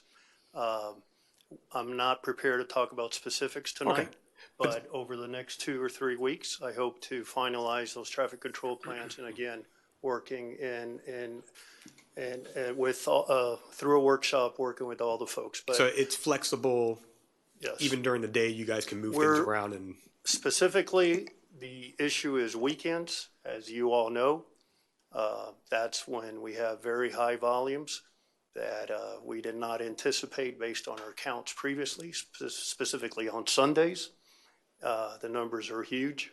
So yes, we are working with our traffic engineer experts to develop a comprehensive plan. Excellent. We don't anticipate southbound to be as bad. We are going to have a traffic control plan for it for weekends, we hope, only. And same thing for the northbound. Great. Thank you. Other modes of transportation too, bicycles, Pelotons. Okay, I guess the most important question is, did you learn from the last time around, and the same people are modeling back then? How are we assured that this is going to work a little different this time? Sure. At this point, Elio, if you can come up, this is our traffic engineer. I'd like him to speak a little bit about what he's going to do to address your question. Good afternoon, Elio Spino with CHA Consulting. We're looking at all the options to simplify the signal operations. Basically, the key bottleneck, it's Brickell and 26th Avenue. So there's one single point where all that traffic, if the ramp is closed, needs to come to that point. Today, we have three signals that are very closely spaced. It's basically a triangle. That's the signal at South Miami and Southeast 26, and then the signal at Brickell and South Miami Avenue. Everywhere in Miami-Dade County where we have a similar configuration when it comes to the signals, it's a complex operation. In fact, at this location, some of the movements are not allowed. For instance, today, northbound, westbound, coming out of the causeway, a left-turn movement is not allowed at Brickell and 26. Traffic would have to go to the intersection of South Miami and 26th Street. And the queuing there is not very, very large. Yeah, the queuing there is not very large. Mm-hmm. So basically, we are having to rethink even the configuration that is there today to make sure we can make it work. Before, we tried to make it work with making modifications to the signal timing, but it's a very complex operation. That doesn't work. And again, we did not expect the volume of traffic on that Sunday. So we are looking at every single option to ensure we can make it work. And we are also coordinating, as mentioned before, with Miami-Dade County to allow us to make modifications to the signal timing more quickly if needed. So that's something that we are coordinating. So, but yes, we are looking at multiple scenarios to ensure, and including modifications to the existing configuration, because the existing configuration is very constrained. Some movements are not allowed. Yeah. So that we're going beyond what's there. Okay. Thank you, and we will continue this conversation.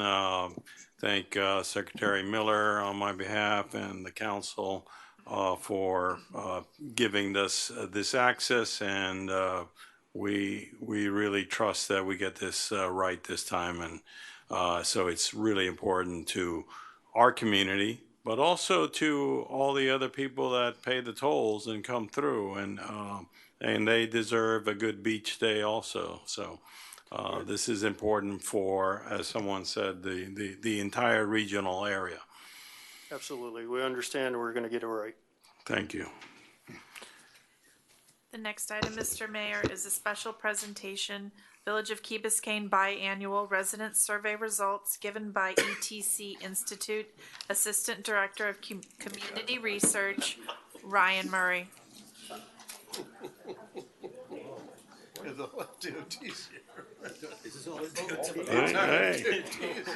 Hey. I think we impressed them last time. Huh? Oh my God. That was on DOT. Thank you all for Bring some coming. more next year. That's why the kids couldn't sit down. Unbelievable. Oh, my God. All right. Mayor, members of council, can you all see my presentation? It's your state money at work. Mayor, I think he's performing by Zoom. Oh, he's coming by Zoom. Those are your state funds at work. Can you all hear me? Can make it warmer in here. Okay. Yeah, I was just texting the kids, asking to bring me a sweater. Yeah, someone bring two. Yeah, it is cold. Freezing. Are you there, Mr. Murray? They're freezing Yes, me I'm out, here. Joe. Can you hear me? If you could speak just a little bit louder, that might be better. Yeah, I can try that. Can you hear me better now? Yeah, a little better. Can you all see the presentation on the screen? Yes, and I'm going to urge you, unfortunately, we're way behind schedule, so if we could have the quick notes version, it would be great. This is very important, and we all enjoy reading the results of the community survey, which is very positive for our residents. But I'm sorry, but we're way behind schedule here, so.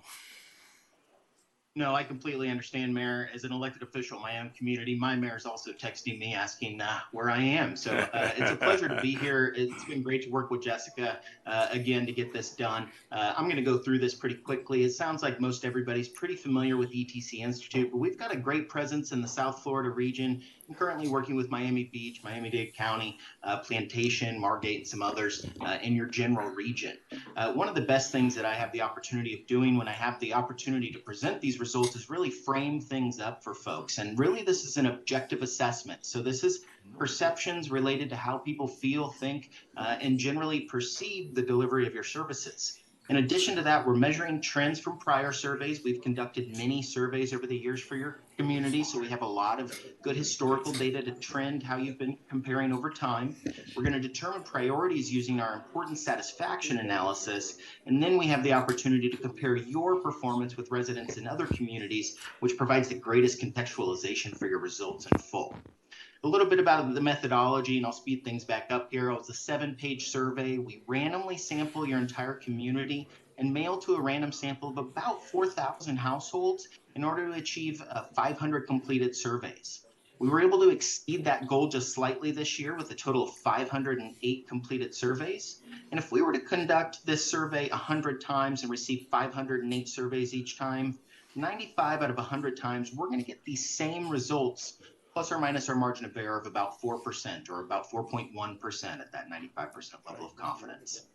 In terms of random sampling, it's great to make sure that we have a good distribution of the responses. I know staff and maybe even some of the elected officials were curious about the distribution of these responses. And I want to draw your attention to that top right-hand census block group up there at the top.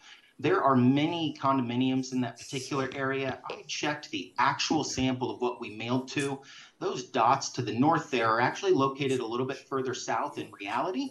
But what we do to maintain the anonymity, to ensure all respondents remain anonymous, we basically code the results to the nearest block level. So although some of those results in the north should really be over to the south and to the east, we had good distribution within that particular census block group, and we mailed to almost all of the major condo groups within the community, and I was able to check that in the sample today. When we talk about your major categories of services, you're still performing exceptionally well, and what I'll just draw our attention to is the minimal or almost non-existent level of dissatisfied and very dissatisfied responses, which shows that most residents of the community who have an opinion are either very satisfied, or can't make a positive or negative reaction to the results. And that's what we would call our neutrals. We basically associate those with passing grades. To continue on the major village services, we had to put these into charts.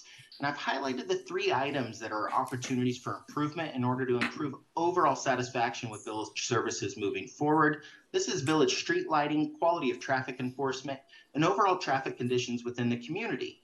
I always tell high-performing organizations that if you're dealing with traffic issues, has some of the biggest issues in your community, you're performing extremely well. You're providing a high level of service across the board. Folks just don't want to sit in traffic, and that's something that's pretty common. But when we deal with low performing communities, communities that are below average, unlike Key Biscayne, we find that there are much bigger problems in traffic congestion and management in the community.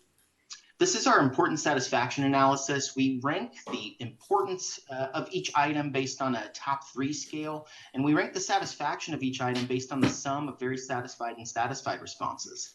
This is a slightly truncated version of this table that you'll find in your full report, where we provide the full methodology and you can actually recreate the IS ratings.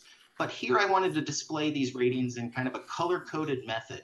The green items are items for which the community is performing exceptionally well. The items are relatively low in importance, which means that even massive improvements in the quality of our fire services or special events is unlikely to improve overall satisfaction with the delivery of village services, whereas improvements in traffic condition, traffic enforcement, street lighting, and potentially the quality of city streets will have much more impacts on the overall perceptions of community members. We talk about capital improvement project priorities. These are well aligned with some of our street improvement, our priorities for investment from our important satisfaction analysis, but they also include stormwater drainage, beach renourishment, sea level rise mitigation, and burying of power and telecommunication lines. There's many areas here on this list, really starting with water and sewer system improvements up, that received very high priority or high priority ratings. In 2022, the top priorities in order were alleviating traffic, stormwater drainage, beach renourishment, sea level rise mitigation, and burying of power and telephone lines. So residents are still on these same capital improvement projects for the most part. As we continue to work through these items, we should see some of those items drop off of the list and go towards the bottom, while other items hopefully will take their place. In terms of benchmarks, this is really the best way to help contextualize your services. In terms of the U.S. average, there were 34 areas where the village exceeded the U.S. average by 10 percentage points or more. We would say a significant difference from the U.S. average would only be 5 percentage points, and you can see as a place to live, compared to the U.S. average, you're 47 percentage points above. When we talk about comparative weaknesses, there are a few here, including flood control, traffic conditions, but those are well aligned with our top priorities for improvement. And again, when we talk about high performing communities, we should expect some of these other items to be comparative weaknesses, whereas our core items, our core perception items, are extremely high and extremely positive. Overall, you compared above the U.S. average in 43 of the 50 areas that were assessed. When we talk about the Florida average, it's best to compare your results specifically to other communities that face the same issues. When we see comparative strengths as a place to live, you're 53 points above the Florida average. It's just, we cannot say enough about the continued positive performance of the village. And again, on our weaknesses sides, we see a lot of our same priorities for improvement, which are expected based on the over high results throughout the survey. When we talk about trends, it's important to continue to maintain this idea of what we've done over time. Where have we come from? Where do we hope to go? When we talk about biggest increases, we see quality and access of public education as a place to educate children. And we've seen a massive improvement in the enforcement of local traffic laws, although it's one of our top priorities for improvement. When we talk about areas for improvement, these are areas that we saw larger decreases in overall positive responses, but the village leaders and staff should really understand you are not alone in these decreases. These are national perceptions that we're seeing take a major dip across the country. So overall value received for tax dollars, transparency, and then some of our other traffic on timing, separating bike lanes, some unique issues to the village also remain in there. When we talk about a summary, ETC cannot say enough about how positive the perception of the village is when it comes to residents. Satisfaction with village services is, I mean, to put it lightly, it's so far and away above Florida averages in so many areas. It's almost not funny, and I hate to be just a little bit on the casual side, but you all are performing at such a high level. It's just really astounding that over the years. Can you repeat that again? Yes, sir. Yeah. So the mayor and the council, along with city staff, are performing at such a high level. Thank you. 95% of the community is satisfied with the overall quality of life in the village, and 75% satisfied with the overall quality of services. This is well above our national averages. Priorities for our improvement remain the same. but we're making trends in the positive direction. At this point, I will take any questions, and please note that staff can always contact me for additional questions council or staff may have after this presentation. Okay, thank you so much. Any one quick question for our presenter? Seeing, I was interested in the observations about the trend where the weaknesses deal with traffic indicate a lack of other problems. Okay. That's an interesting data point. So thank you very much. And if anybody would want to have further conversations or clarifications through the manager, we can get in touch with you, right? Yes, sir. Okay.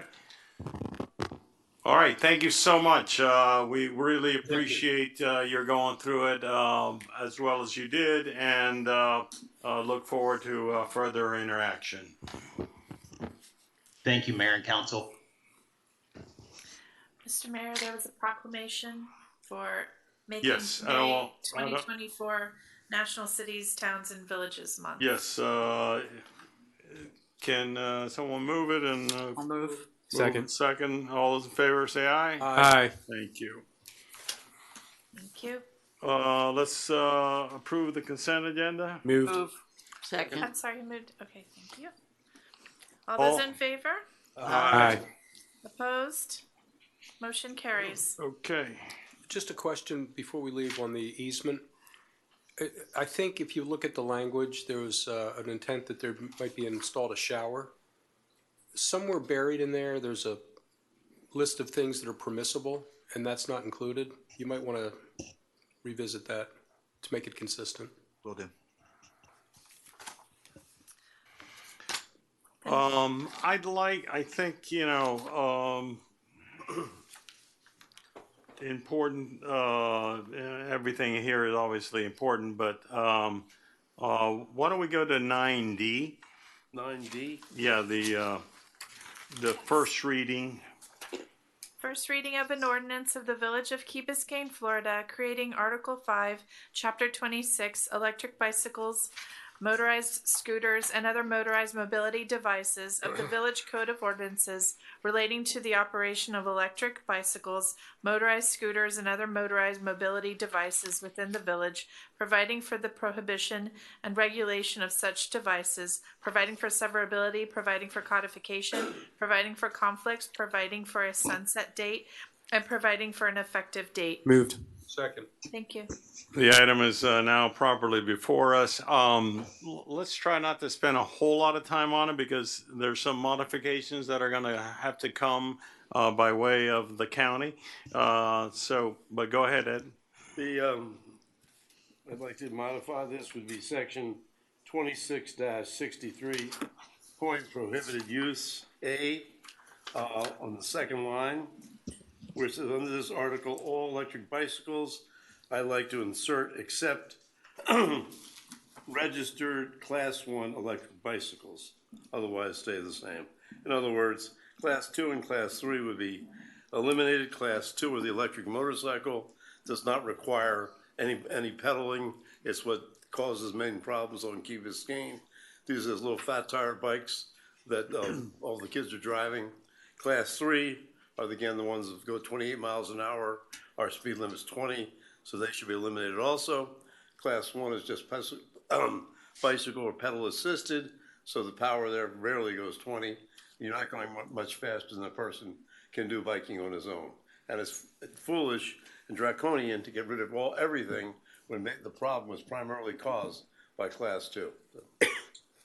My problem with that is rooted in my observation of the way those pedal bikes were essentially amassing in squadrons and really dominating the curb cuts and interfering with sidewalk flow. And class 2s. No. So, I mean, we're in this position because of protracted futility in being able to regulate. Unless we get an answer, I don't know whether you want to revisit this question about age restriction, but I think those pedal bikes were a problem. We have very few of the class 1 bikes. Primarily, we have all the class 2 bikes. Okay, before you were asking staff to give you. The comments that arose earlier about the legal interpretation, this goes all the way back. The very beginning of our analysis, I think, came to a conclusion that we weren't able to regulate based on age. Correct. And someone introduced the idea of whether that is definitively the correct answer. Are we sure that that is definitively the correct answer? That's our opinion of the statute. So the recommendation was to solicit the Attorney General's advice. Maybe we should do that. And in the meantime, I would be in favor of adopting this.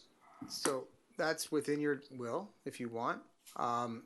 Under the Attorney General rules, it would have, if the council were to request it, it would have to be an affirmative motion of the whole council. Is it a serious question, or is it, I mean, you've considered this over a long time, is it? I mean, in my opinion, I believe that we can't regulate age. I'm happy to ask the question. The one thing that Lucho and I agree with is that the statute is not the best written statute. Yeah. We just disagree on the ability of how far local governments can regulate. And by the way, embedded in this question, I think we came to the conclusion that we couldn't pin the regulation to possessing a driver's license because it was too obviously age linked. Is that? I believe the statute says you can't require a, at least in one of them, let me check, says you can't require a driver's license. Give me 1 second.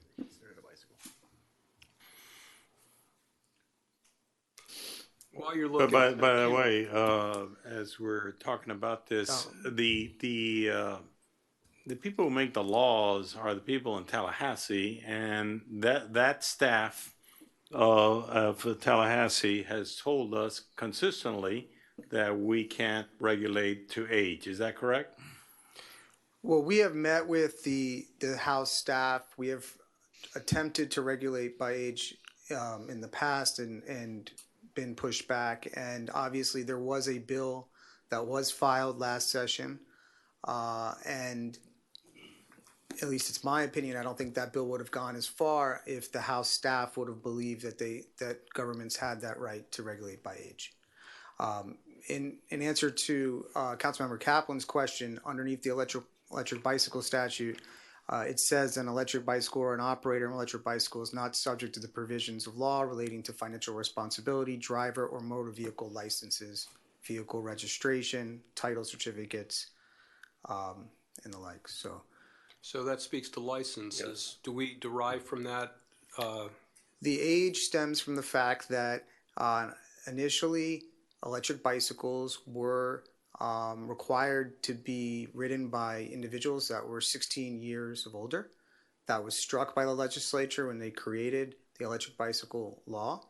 And electric bicycles are now have the same rights and duties and privileges of bicycles. And underneath the bicycle statute, there's only one provision that deals with what happens if you're underage, under the age of 16, and you have to wear a helmet. The rest of the statute's silent. The other thing is under the electric bicycle statute, it does give us the right to regulate pursuant to our provisions under section 316.008. And those powers, though, are limited to vehicle movement or parking. And that's where, I understand that someone may say, oh, well, underneath the electric bicycle statute, it says that you can use your powers, your home rule powers, but it says that this section may not be construed to prevent a local government through the exercise of its powers under 316.008. So it's limiting it. And there's been a number of cases over the years on what that means. There's another Florida statute that you have to read in conjunction with this, which says that it's limited to vehicle movement and parking. So, like I said, Attorney General, you can ask the question. That's one of the options that local governments have.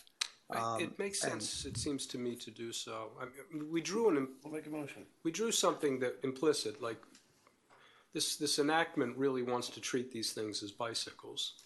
And bicycles, in the old-fashioned sense of the word, aren't age restricted. But these don't function like bicycles, as we have observed.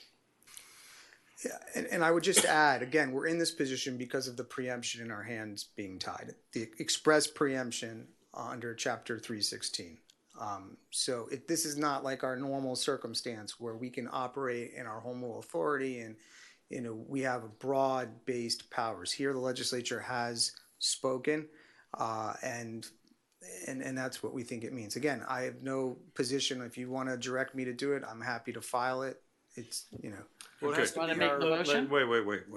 Let's stick with the ordinance. We can come back to that later. Can you talk about, because we haven't heard you say anything about the county aspect. The county controls a road, very important road within our jurisdiction. Sure. Tell us how this interacts with this ordinance that we're looking at tonight. So, as many of you know, the county commission took action last week on second reading of their ordinance, which would require these types of devices that we're talking about on Crandon Boulevard, because we don't govern Crandon, to be located in the bike lane on Crandon. If they're going to be operated, there's also have to be operated at a certain speed. What the ordinance does, which is unique, is that it's, first of all, it's limited to Key Biscayne only, and it allows the village to enter into an interlocal agreement with the county to enforce the county code provision and to adopt additional regulations if we want, but they have to agree. The county commission has to agree with us, and we need to include those additional regulations into our ordinance if we were to go that far. So where we stand today is the ordinance has been adopted at the county level. The interlocal agreement will need to be drafted. We have a draft already that we're working on. And I know that the mayor is going to be speaking with Commissioner Regalado and coming forward on whether or not the county would support additional regulations on Crandon beyond what they've already imposed. Okay. What have they imposed? They imposed, like I said, all of these devices have to be, if they're operated, they have to be in the bike lane, not on the sidewalk. On a road that's 30 miles or miles or less or above. But it doesn't matter. It's irrelevant. It can go on Crandon. There is also a speed limit, I believe, of maximum 20 miles per hour. And they have to be ridden in the way that they're manufactured. In other words, you can't have more people on it than how it was manufactured. Right, I said that, and I think that covers it. Okay. I can go and pull it up and go through it with you. Did they say anything about the classes of bicycles? No, they're allowing all classes of bicycles and motorized scooters, but they have to be in the bike lane. The one other thing I will add that was brought up during the comments, we do have an exclusion for those folks with disabilities yeah. that will be able to still operate mobility devices if they need it. Okay, so let's back up a second. The purpose of the ordinance is to allow us to do what was a temporary ban and to get us to a proper place so that we can have an ordinance that will take us beyond the temporary ban. Okay, so that's where we are on first reading here, and what the attorney just said in terms of adapting our ordinance also to whatever is going to come from the county, as well as that we will continue to work in Tallahassee to try to regulate by age. So we're not going to get this 100% right the first time. So there will be spaces for those things to be able to be inserted later on as we make these changes. Yes. Yeah. So thank you very much, and I'm very happy that we are in this first reading. Something that we definitely needed to do. I think that I'm ready to approve this the way it's written, but I want to talk about Councilmember London's item, and I have a couple other things. One of my concerns is in the ordinance it says provide for a sunset date. Correct. I don't understand. So we're putting a sunset in this? So we're proposing a sunset date. for two reasons. One is under Chapter 316.008, one of the powers that we have is to adopt temporary regulations to address unique special conditions. So having a sunset date, we felt would allow us to continue to make the argument that we're utilizing that as one of the bases to adopt the ordinance. The other reason was in consultation with the administration. We're hopeful that we can get to the next legislative session and adopt changes to the law. We're aware that there will likely be another bill filed, so we're hopeful that we can succeed this time. What's the proposed sunset date? Oh, that's correct. The manager also mentioned me. The county also has a sunset date in their ordinance. I'm sorry, I didn't hear. What is the sunset date? Right now, the sunset date in this ordinance is August 30th, 2025. And the county's is a 2-year sunset, so theirs goes out further. Okay, and how far can we make a sunset date? I think that legislatively, you could push it out further if you would like. I mean, I can't tell you, I gave you the rationale that why we did it. The legislative session starts, I believe, in March and ends, I guess, May. 2 months later, May, and laws go into effect typically in July. That's why we chose August. But if you wanted to move it back, you could. But that's just why we came up with that date. Okay, and then the issue on the attorney general, I'm totally okay with that. I don't think it should delay us passing anything tonight in the next meeting. But if we want to go ahead and pass this, we can go to the attorney general. If something comes up that's different, we can always open this back up and make adjustments to it. With the county, I don't think that whatever the county is doing on their road, I don't think that, yes, we have to have part of that in our ordinance, but I don't think it should affect anything that we're doing on our roads. If we want ours stronger or whatever, or sunsets or all that kind of stuff, I really don't want that in there at all. And then the issue, Councilmember London, that you brought up, my concern is the ease of enforcement. And I'm going to tell you one reason why, because the class 2 is not all the super 73s or whatever they're called. I thought they were, but the other day I was driving down Crandon and there was a guy on, it looked like a 21 speed mountain bike perfectly. And I was like, wow, but he was flying. And I got up next to him in the car. We're both going 30 miles or 28 miles an hour down Crandon, and he has a throttle. Yeah. And I was like, how are the police going to see the difference between all of this, right? It gets really difficult. What I said was registered. Registered. Yeah, so that was the next question I was going to ask. If we put that in there, that means they have to be registered. Registered with who? Registered with the Village of Key Biscayne that it's a Class 1 bike. Okay, but I think that is something that we are not able to do yet. Oh, registering golf carts. And the whereases are made so we can say with a special condition. There's no different condition for golf carts than it is for bikes, electric bikes. So that's why you made all these whereases, to make it look like we can do this stuff. We can do it for golf carts with the same condition for bikes or vice versa.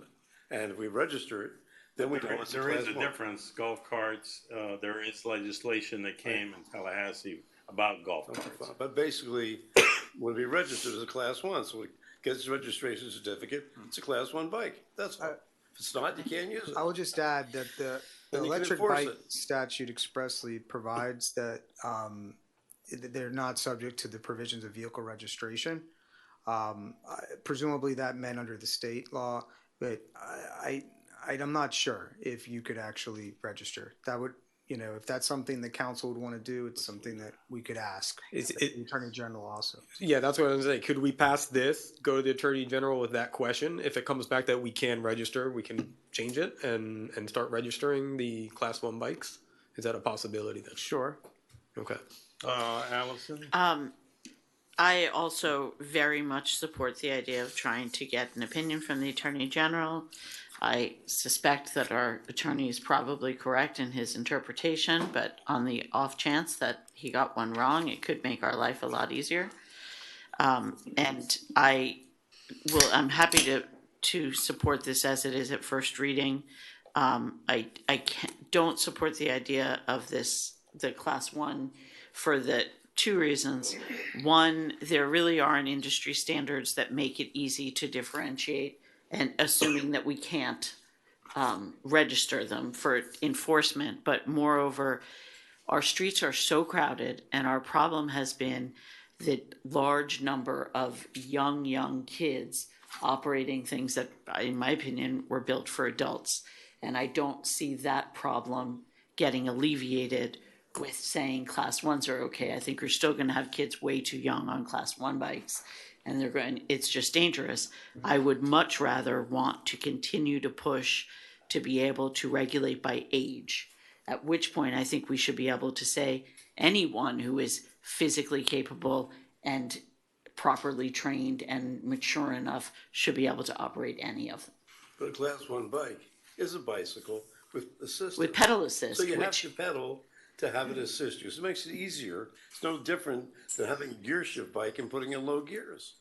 It is different, or it wouldn't exist, and Well, you're going to have really little kids. I can't support that. Sorry, Ed. Okay, so we have the ordinance on first reading. We'll still have another shot at it when it comes back. Madam Clerk, call the roll. One question. Why the penalties in second and third offenses? They're the same. Hold on 1 second. Subsequent offenses are The same amount. This is like are fined at the same rate as the second offense. Yes, so the max that we can fine is $500. I think the reason why you have the third and subsequent was we were putting in the option of impoundment, which you can see on the top of page 6. The reason why impoundment is not being it won't go into effect right now is that the administration needs time to organize themselves in order to provide for impoundment. There's a lot of issues. So what that was doing and talking about it is that right now you could have either a $500 fine on a third or subsequent or impoundment. So that's really why for the third and subsequent. Last question, and then I'm ready Sure. to go. The effective date. We have an ordinance in place now. Should this say that this doesn't supersede that ordinance in place at first reading? You have an ordinance. You mean the temporary. The emergency ordinance? Yes. The emergency ordinance is in effect until till June 16th. So it will continue to be in effect. This ordinance adopted on first reading obviously has no legal authority right now, and we intend to adopt this on second reading. Okay. You got it right beforehand. So I'm good. Ready to go. One last question. Sure. Does this mean that if you had an electric bike, say kids are going to Mast or something, they push the bike out to Granite Boulevard, then they get on it and drive it, and that's legal? We don't regulate Crandon, so they would have to be located within the bike lane on Crandon. Okay. Yes. or walk. So they still be able to use it to go to Yes. school? Or they could Yes. use the path off of the road altogether once they get out of the village. Yeah. But to get out of the village, or we've even seen there's a construction worker that comes on an electric scooter down Crandon, gets off, and then walks across Westwood Drive, pushing it. That's allowed, and with the county ordinance, if he were on an electric bike and he stayed in the bike lane, he could do that. He could use that to commute. So in effect, this Crandon rule kind of helps us get closer to where we want to be with age regulating, because it isn't allowing for the riding all over the village streets or to the K8 center. But if you're doing a longer distance, like going to Brickell to commute, you can theoretically push it to Crandon and then legally ride.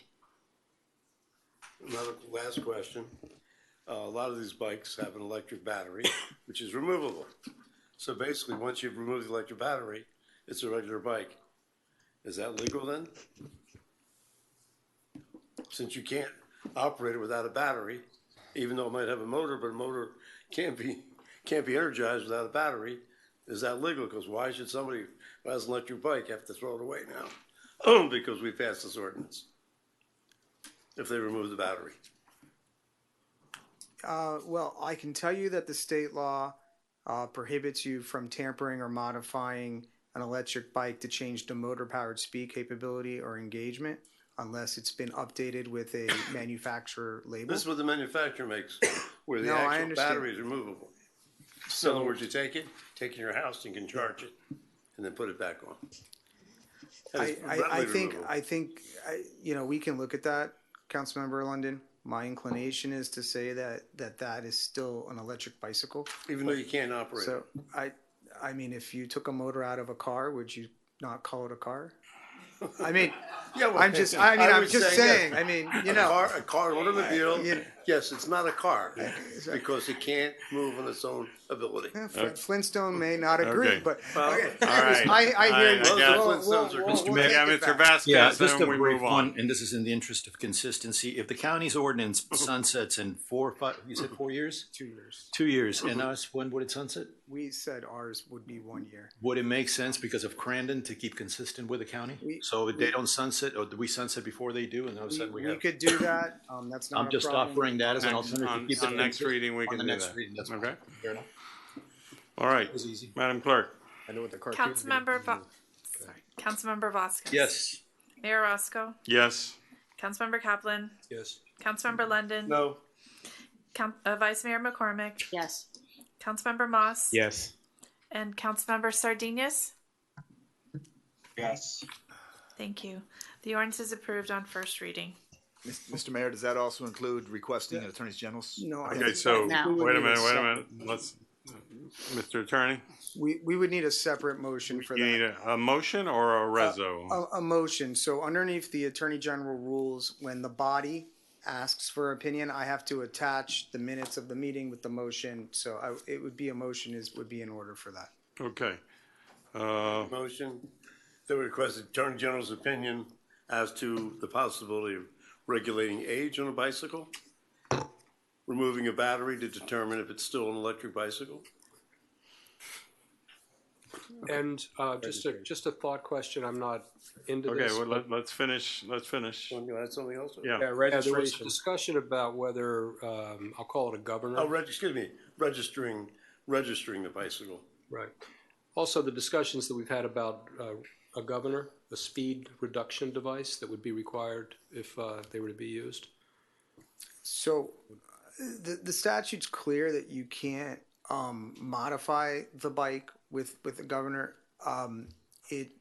unless you get a label indicating that, you know, from the manufacturer that it's been updated.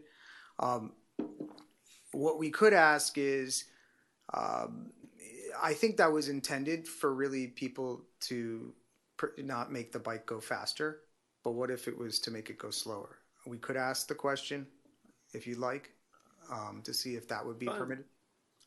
I'll add that to my motion. Okay. I'll second the motion. Okay, so we have a motion as amended. Any other discussion on the motion in front of us? All those in favor? Aye. Opposed? Motion carries. Okay, let's do 9E. A capital project authorizing ordinance of the Village of Key Biscayne, Florida, selecting persons Services Corp. For Phase 1 of the Village Beach Park renovation project in an amount not to exceed $1,069,975, providing for authorization and providing for an effective date. Move. Second. Thank you. Discussion? Yeah. One and then one. Okay, I have two things. And I'm sorry, I was a little under the weather over the weekend, so I didn't have a lot of time to sit and talk to you guys about this. One is about the design, and two is about the cost. So in the design, when I looked in there, I saw that we're changing this kind of ramped boardwalk into, it looks like a flat concrete. I don't know. I mean, I find it still better to be a wooden boardwalk as a little bit nicer thing, maybe even having ability for it to percolate better and stuff. I don't know why we're kind of adding this concrete thing there. And then the other thing I saw was this ADA ramp in the front of the whole entire pavilion. And I don't remember seeing it, but maybe you presented it last time quickly. But I mean, I've seen ADA ramps in front of houses and pavilions, and they're ugly, right? There's these long ramps that go across the front of it. And what we have right now seems to be nicer than what's being presented, because you have this nice kind of boardwalk that just slopes up very gently and goes into the pavilion and then kind of slopes down. It's almost like a little bit of a dune before you get into the beach. It changes from one zone to the other. And now we have this kind of concrete thing and then this look like afterthought maybe ramp that's in front of it. Where that kind of worries me from the design standpoint, and I don't know if we should go back and look at that before we put more money into concrete. It'd probably be less expensive even to do the boardwalk, and I think it feels a little bit more beachy to me than the concrete.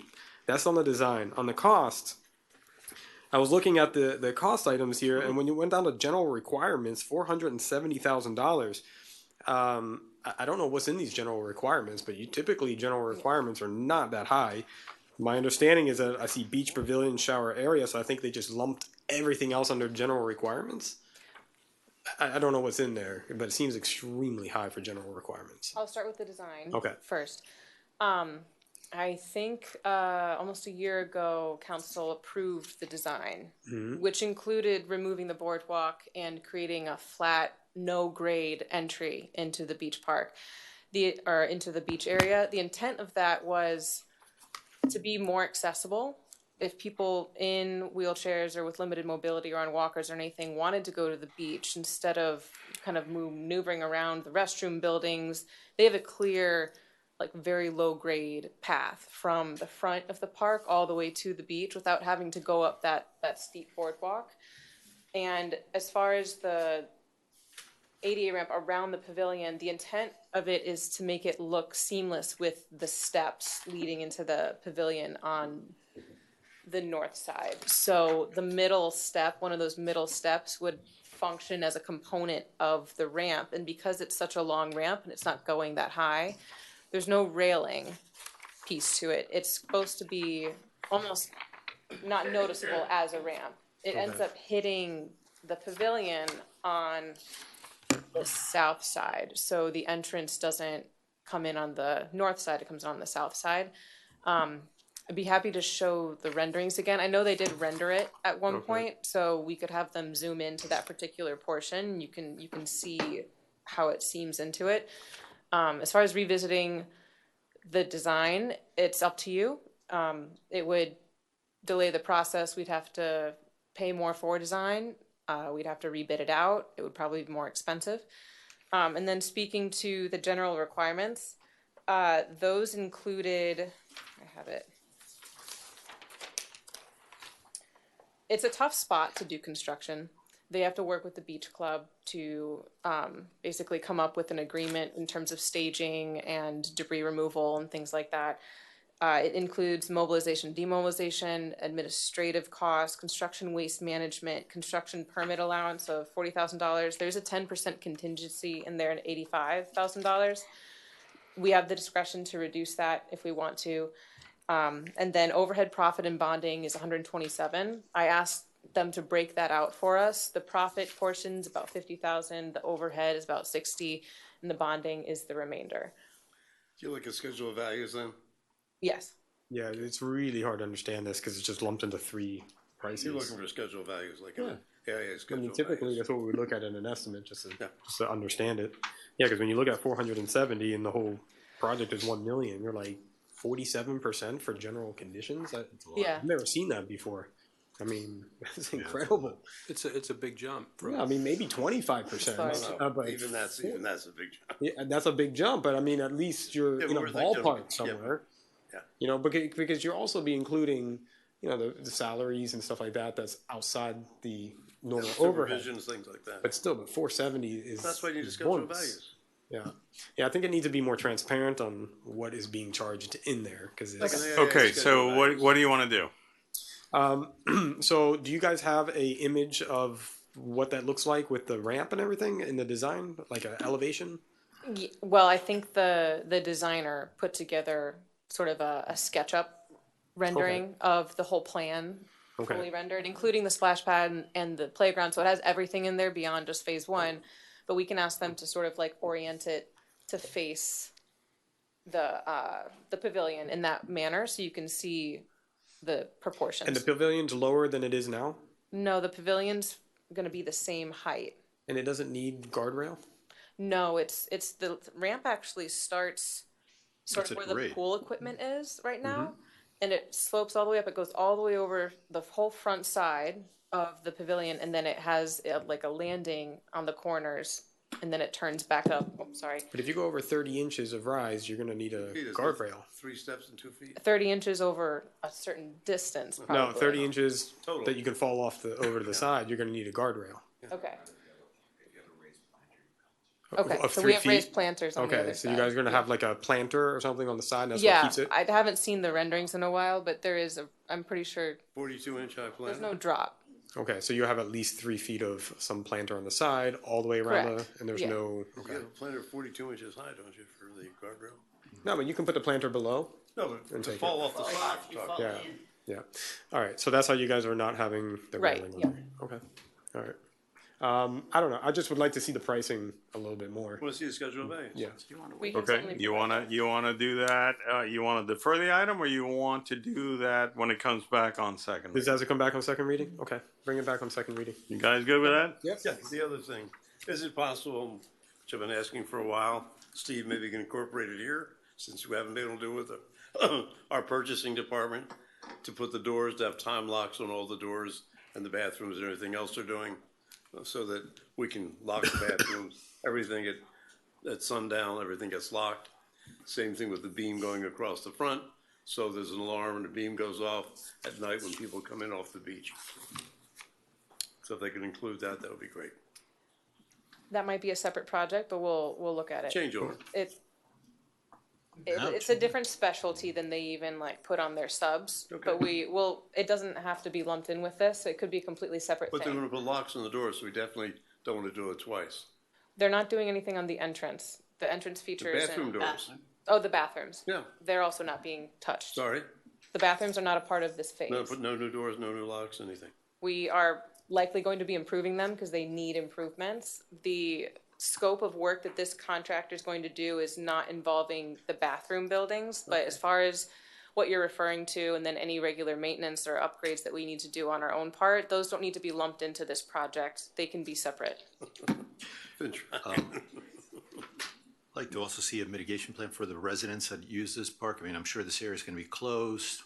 There's morning Yes. classes there and all that. I mean, we don't have to talk about it now. I'm sure this is going to go to second reading, but in the interest of time, That would be, yeah. let's talk Yeah. about that Right, next right. time, about a plan. We have How a we're plan. gonna Yeah, we've advise the talked about folks it that with the do vendors. Yoga there, all that And stuff. all of you that have questions, get together with the young lady so Please. that Happy to talk about it. we can talk about it some more. Okay, Madam Clerk, roll it. Mayor Roscoe, Yes. Councilmember Kaplan, Yes. Councilmember London, Yes. Vice Mayor McCormick, Yes. Councilmember Moss, Yes. Councilmember Sardinius,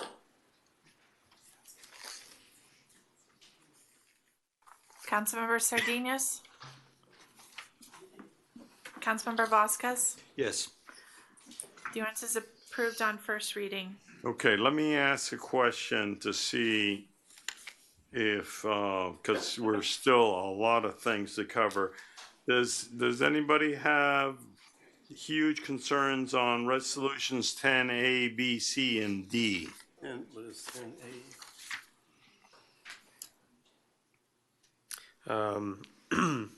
The only thing I had concern was there was one bid on 10B. Yep. And why we didn't get more bids on that. Okay. And there's a number of people who do terrazzo, and if nobody came to bid, we have a purchasing department, why can't they pick up the phone? Okay, you're talking about 10B, is that it? That would be 10B. Okay, 10B. All Yeah. right. Are you guys good with 10A? 10A, I had the same question. I just wanted clarification. Yeah. There was only one bid on that one. Same thing, Yeah, I No had idea. that question too. 10A and B. 10A, only Why one did they showed bid? up. Say 10C, Mayor? 10C, I have a Say what? question too. I have a question on 10C. Me too. Okay, so we're gonna go through all of them. And 10D. I guess. Okay, We're all gonna click right. on it. I'm trying to help you guys, but no. All right, let's, You don't want to finish the ordinance second reading? Yeah, we have to. We have an ordinance still. The Yeah. amendment. okay. 9C. An ordinance on second reading.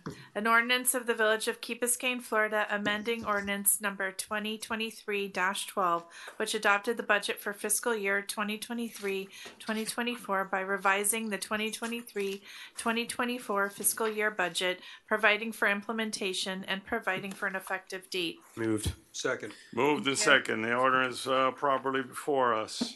Can I just say that we got to get this elevator repaired in the chamber council? Because we had a young lady here that they had to lift to bring her up here, and it was just kind of embarrassing that thing is not fixed. So put a rush on that one. I saw that it's on the list, right? Yeah. It's included in this. Let's do it. $94,000. And there needs to be a public hearing. Public hearing is now open. Seeing no one come forward, public hearing is closed.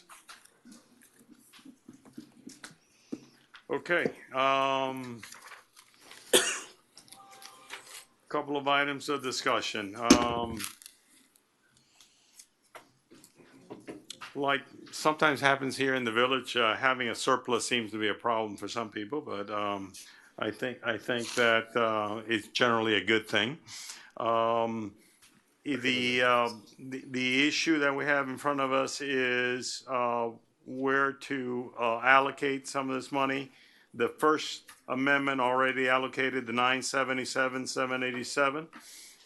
That was to take care of the beach project, correct?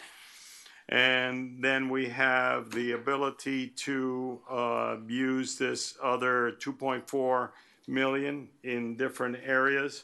And most of these areas are emergencies that we need to deal with.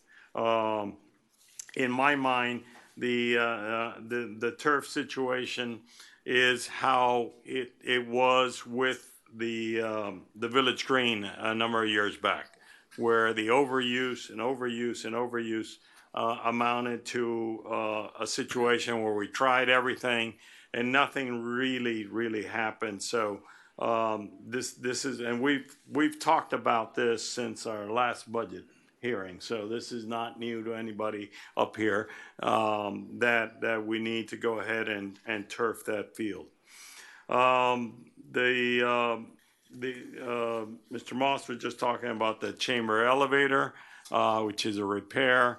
I would consider as an emergency, and I would consider the roof leaks also an emergency.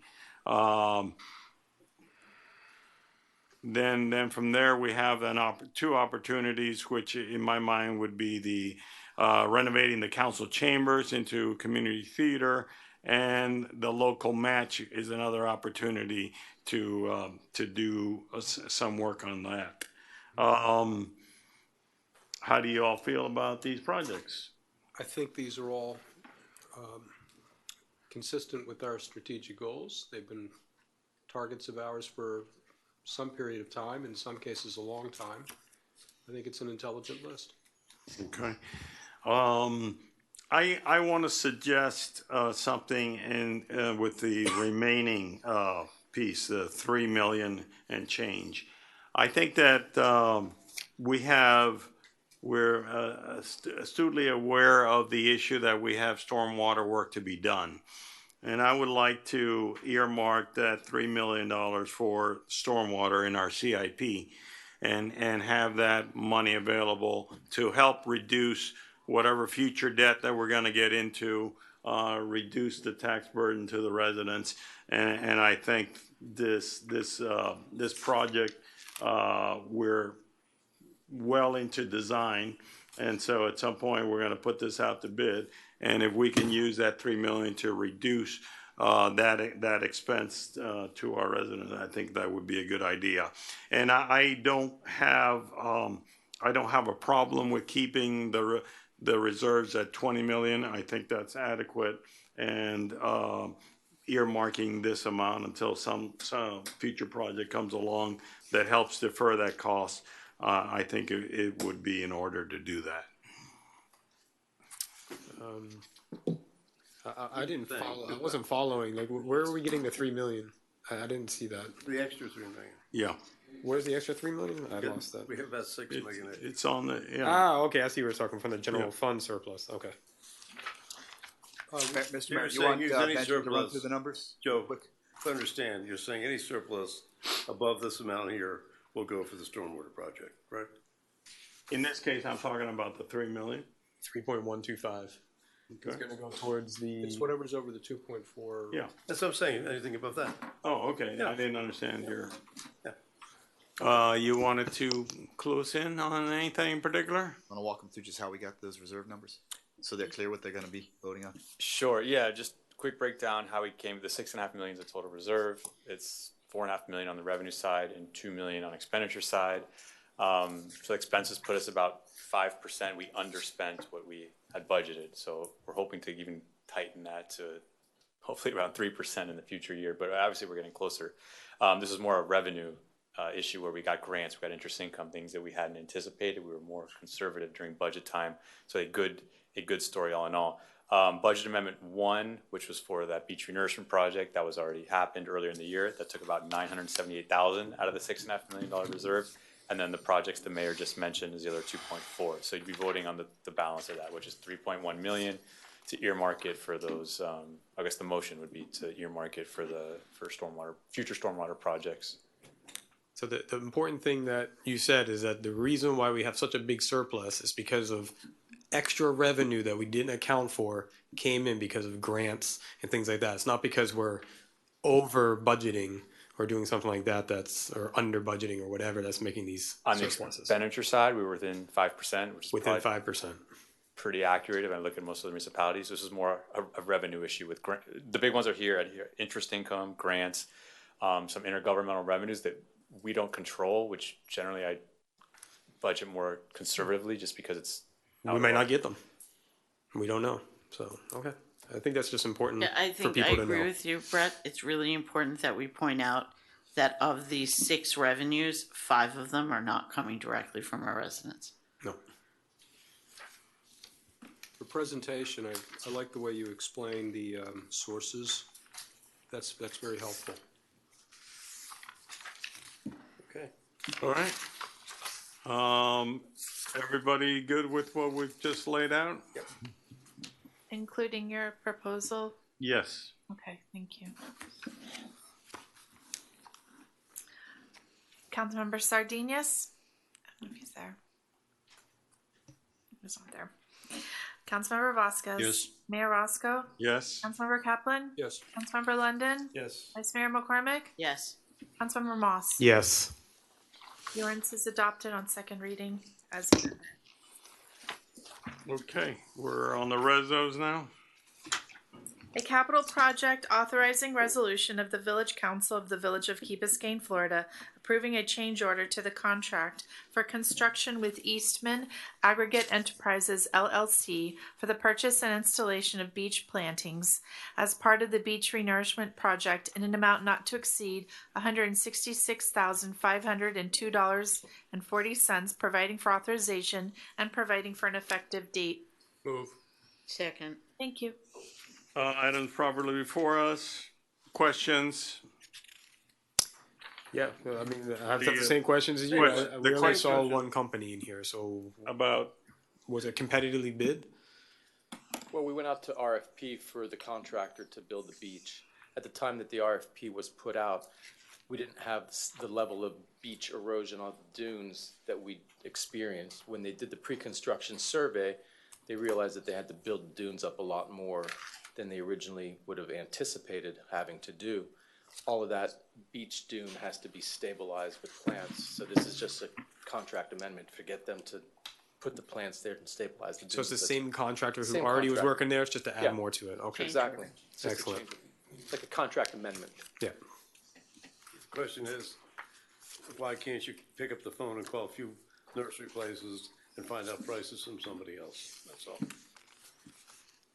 I guess it would just simply delay everything, and we went out to RFP. We You went know, out to that's what they RFP and told had me. multiple bids. No, but you keep And- saying and- RFP, and every time we do this, we spend a lot more money, waste a lot more time. The argument used to be that we didn't have anybody in the department to do it. So now we have a purchasing department. So why can't the purchase, even if he goes back to the guy and say, listen, you're charging me double what the market is, and you can negotiate with the guy. These But are if just you the don't price, do that, these you are have no just the, idea. these are just the price, the straight price for plants. That's it. Okay. You know, So you I get mean, the the price- contractor built the beach. They know the beach better Okay, than some never random mind. person who comes in to put in I give plants. up. So, I mean, I'm not really sure. I understand what the problem is. The cost is $2.40 per planting. Is that what it is? Depends on the plants. No, I think they're all Got- 240. Yeah, 240 per plant, and there's different kinds of plants and different quantities per plant. And that's it.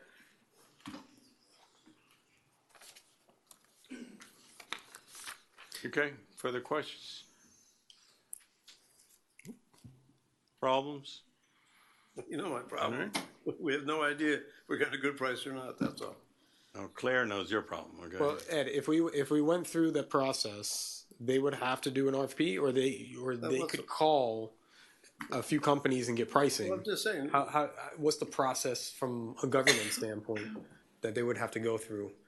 Because I just want to make sure we're following our policy of getting best prices, I even think- on additional change orders or whatever. I think that this came up from speaking with Roland. This came up towards the end of the project. They needed to provide this additional plantings. I believe there is some time constraints with the turtle season, right, and finishing the project and getting this done. I mean, we're already in the turtle Right. nesting season, but we are allowed to put Put plants plants. on the dunes, even though we're in turtle nesting Okay. season, as long as we don't have big So, machinery on the beach. so the process is that, you know, we have a contractor there. You could do a change order to do this. I guess we could bid out for the purchase of the plants, but we need someone to install it. Councilmember right? London, in December 2023, this original contract was bid out, which is how we got this vendor. Through the competitive process, we had 3 bids. This is the change order. So it wasn't. Oh, I understand Yeah. all that. And All I understand is that, all I'm saying to you is, do we have the ability to pick up the phone and call people who grow these things, nurseries that plant these things, say, this is what I need, give me a price. And you get a few prices. And then you might know you're getting a good price, or maybe just go back to your guy and say, hey, you're charging me double what I can buy it. But if you don't have any idea, you don't know what you're paying. That's all I'm saying. You're saying to check the prices. Yeah, you're Councilmember London. You're questioning the cost of the plants, but not the contractor to install it, right?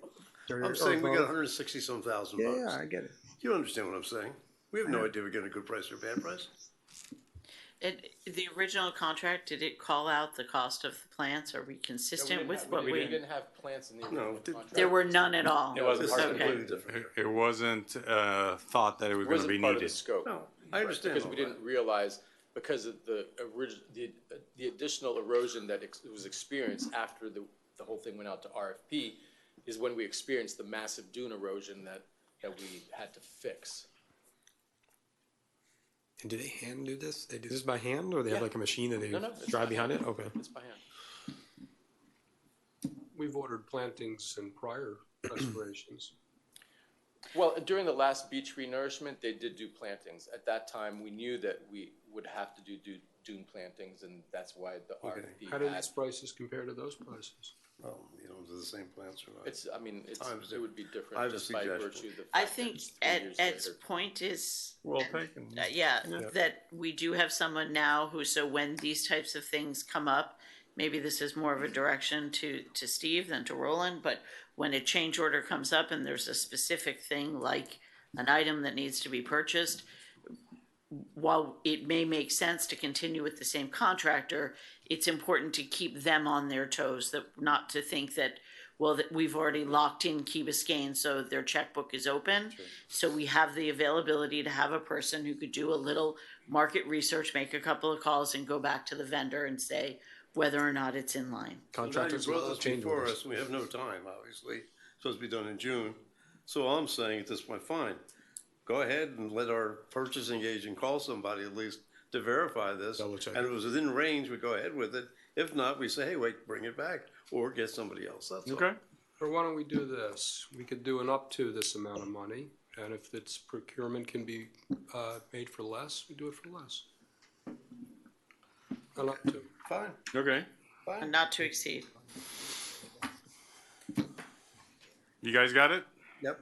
Okay. But I think what you're also saying is that in best practices, we should be doing this already. of course. Yes. Like we should not be in this position where Right. we're talking about it Yes, now. especially when it's a rush now. That you've checked it and you come back and saying, you know, we've looked at it and this is what the price should be. So Okay.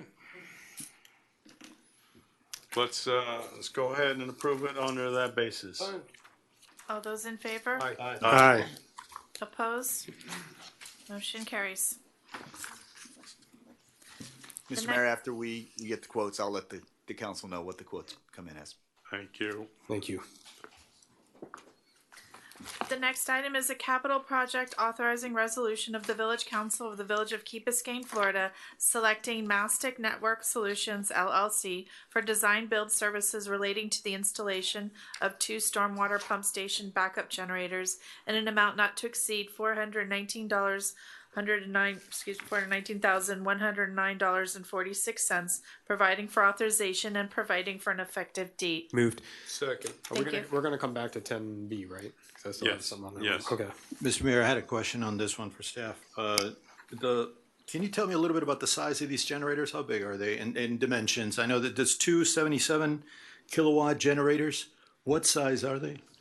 Yes, so. Dimensional. The dimensions for the footprint, the entire, I don't have just for the generators, but for the whole assembly, including the platform, we're looking at 18 feet, 6 inches on the long edge and 10 feet, 11 inches on the short edge. That's a pretty big generator. The height? What's the height of it? The height, so the height of the structure is 4 feet, 6 inches. Okay. But the generator, the part that needs to be above, is base flood elevation plus 2 feet. So you have to add an additional 2 to 3 feet to that. So we're talking 18. That's where the bottom of the generator is. So stay here. We're talking 18 feet, you said, in length? 18 feet, 6 inches, yeah. 18 feet, 6 inches, and you got to get that above the floodplain elevation, right? Correct, yeah. So that's got to rest above. So first of all, the first question is, do they fit where we want to put them? They do. They do. Okay. How are they going to look like when you look at them? Because you're talking about these 18 feet generators, and they're standing how many feet above the floodplain? 1 foot. They rest on top of the structure, which is 4 feet, 6 inches from the On ground. top of which structure? There's a concrete structure. The generators are going on top of that so that they're above. How high is that concrete structure? 4 feet, 6 inches. So 4 feet, and then you have to add another.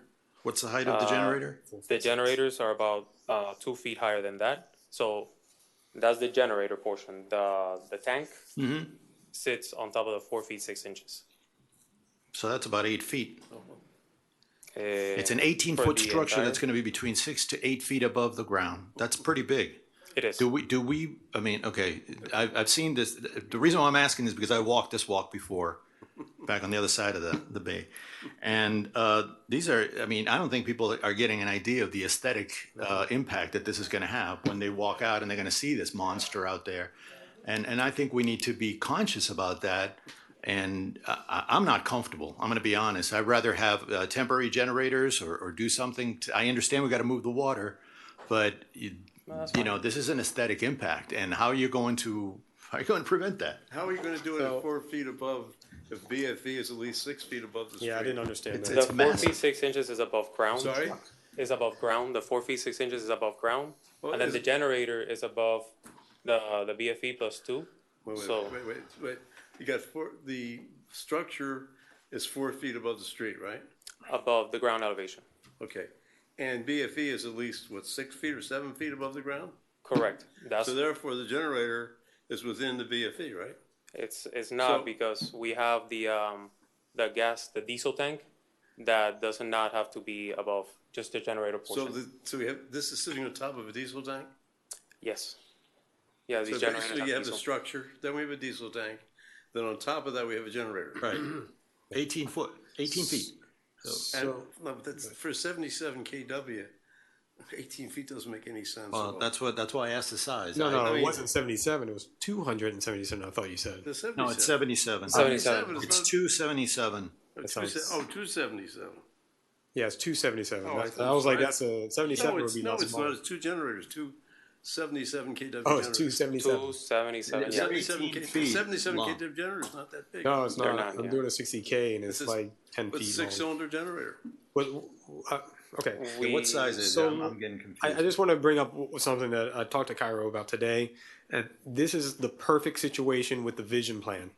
Because in the vision plan, we put that we're going to have to do these infrastructure pieces, improvements that are going to come in. And by the way, with this flood that we just passed, this is going to be all over the place. I mean, these are going to be huge pieces all over the place, above ground.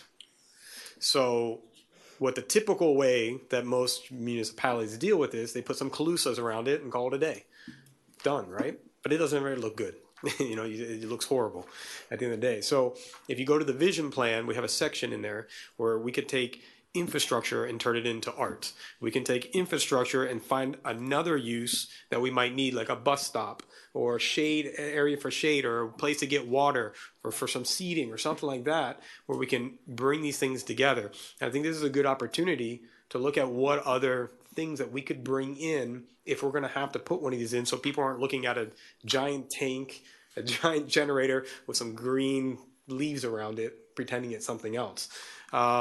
So I think that we should take this one step further and see what we can do with this if we're going to put this in. And this is kind of a pilot to the many, many more that might go in with what we just approved. So may I ask something to continue? I want to just briefly, if I may, and I just, I think you're hitting it on the point that I wanted to hit is I think it's important to get a visual of this. I have one here. Okay, but I think, but movie post and show us what it's going to look like and show us what it's going to look, the other ones, because these are the smaller pump stations, right? These are, yeah. Yeah, so when we're talking about the larger pump stations, so the main pump stations that we intend to put as part of this capital program, I think we need to understand what these would look like. And these are going to be in areas that are also going to be residential. And I'm a little bit concerned about doing it this quickly without the public getting an understanding of what they're looking at visually. We're going to have all kinds of problems on this that I certainly want to try to avoid. I understand we have to keep the system moving. We've done it so far. I think it's worth taking a little step back and understanding what the visual impact is for the residents on this, because we're talking about, like Councilmember Moss said, this is not just the first one. This is the first one of many. The only one, the first one of many. So I would recommend that. So just to give you guys an idea, the reason why it's that much bigger, because the generator is not that big, is because it does have a 3-foot landing all around it that is required by NEC. So any generator is going to have that. Now, depending on the size of the generator, the landing will vary. Typically, when you see these out on, let's say, the 836 or the Turnpike or whatnot, you won't see them mounted on a structure as high as this one, because they don't have the same base flood elevations that we have here. They're much higher, and still they're raised, but they do have the working area to meet NEC. And just for your consideration, I wanted to ask Colleen to talk about the grant. But Kyra, let me leave you with this thought. I think you guys should kind of, my suggestion would be, show us what it looks like. Yeah. And show us how you're going to mitigate the visual impact, because truly, I mean, we have to have these generators because they're part of the function, the function of this stormwater system. It's an emergency component. The question is, do we need them all over the place?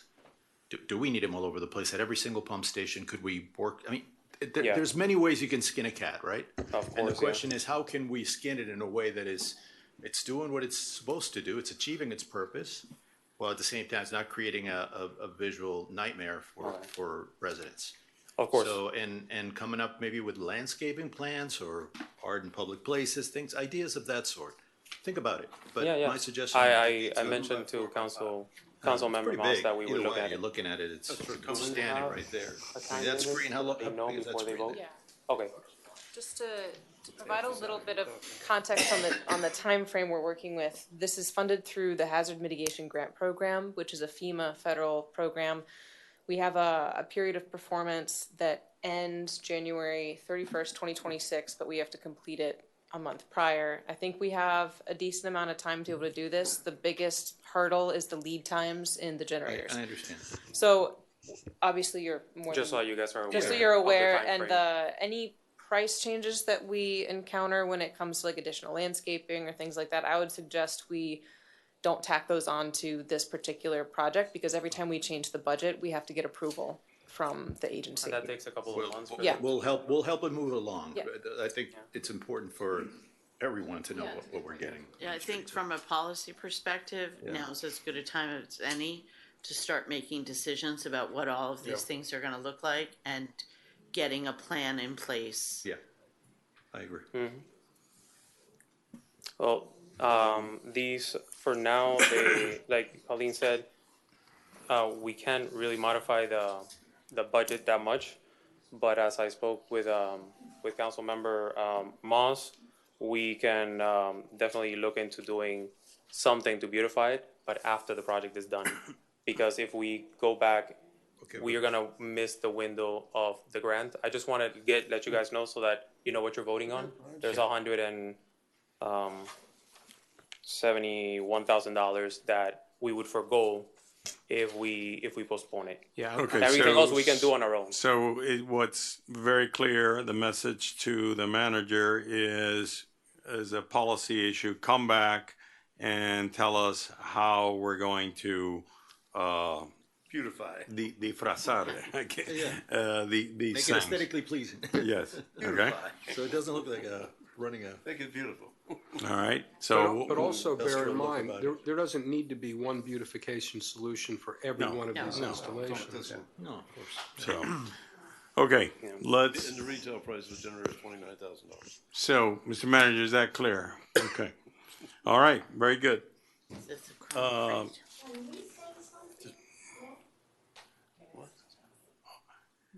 Let's go ahead and, let's go ahead and approve the item. 10C. Yes. All those in favor? Aye. Opposed? Yes.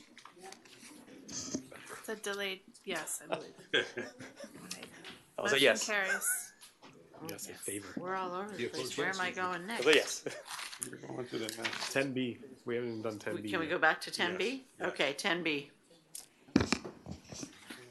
A resolution of the Village Council of the Village of Key Biscayne, Florida, selecting Affordable Carpet and Maintenance Inc., DBA DuPont Flooring Systems for repair and restoration services for various terrazzo art installations in an amount not to exceed $143,140, providing for authorization and providing for an effective date. Move. Second. Item has been moved and seconded. Brett? Yeah, so my question was the same question. I know that you did competitively bid this, but it also raises a flag of why only one came back. So, good evening, Jeremy Karras-Gauger, Director for Building Planning Zoning, and also Staff Liaison for the Art and Public Places Board. So, this is a bit of a roller coaster. So, we actually got a cost estimate from the team that was working on the Frigate Bird Plaza, and that's actually how we generated our initial budget for this project. Their initial estimate for the repair of 5 plazas was $126,000. So based on that $126,000 number, we generated a scope of work that incorporated work that they had proposed doing, plus some information that we had from an art restoration expert that had done a study in 2016, and that's how we got to the $146,000 number, which I think was the original request in the budget last year. So we thought that was pretty confident with that number. Some escalation anticipated with the overall construction escalation happening, and there was a couple of years in between when we had that initial estimate. So based on that, we bid it out. I think we had 3 vendors approach at our pre-bid meeting, but we only had 1 submitter. And to be frank, I think in this case, there are a lot of terrazzo contractors in town, certainly compared to probably almost any other city in the country here, but very few of them are the primary contractors in projects. And really, our conditions, our insurance requirements that we had on there were really set up for somebody that has experience as a prime. Now, we were disappointed to only have one bidder, but we also, the initial order for that, the initial bid came in at $99,000. So it was actually $27,000 less than the 2 or 3 year old bid that we had generated this estimate on. So it was like a phenomenal number. And because it was low, we were like, wait a second, let's try and actually get the other 2 plazas incorporated into this. Let's take advantage of this good value, and then we can knock out all of the plazas. So that's how we got here. It wasn't an ideal outcome in terms of having a single bidder, but in this case, we were pretty well informed about what the other possibilities were, and we knew that we were getting a good price. So the company that we have right now is the direct terrazzo company that is the prime. Yes. And they're somebody with very, very good credentials and experience. They handle the maintenance in the airport, the American Airlines terminal that has the terrazzo with the embedded metal work. That's an Art and Public Places project for Miami-Dade County. Well, it's better than having to hire a middle person to be the prime to go hire him or that company to come in. So correct. And it seems to me it's maybe worth mentioning, this wasn't just terrazzo. There was substrate problems. There was underground engineering that had to be shored up. Mm-hmm. Great. Any other questions? That was it. Madam Clerk, would you like to call the question? All those in favor? Aye. Opposed? Aye. Yes. Aye. Motion Move on to carries. 10D. 10D. A resolution of the Village Council of the Village of Key Biscayne, Florida, selecting Ashbridge Inc. and Ceres Environmental Services Inc. for emergency disaster debris removal and response services pursuant to request for proposal 2024-03, providing for authorization, providing for implementation, and providing for an effective date. Second. Item has been moved All and right. seconded. So I do have a question for this one as well. When we do it after they present or ask before? Mine's to Chad.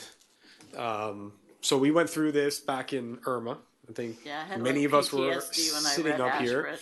and we had a very lucky situation where it really didn't affect us, but it could have gotten out of hand, where it started getting out of hand from a lot of places in South Florida. So we actually, I think, renegotiated our contract or renewed it with certain terms inside that would guarantee certain protections when pricing and the whole entire state gets hit, that we're not left high and dry because someone else is bidding higher on top of our contract that we agreed to.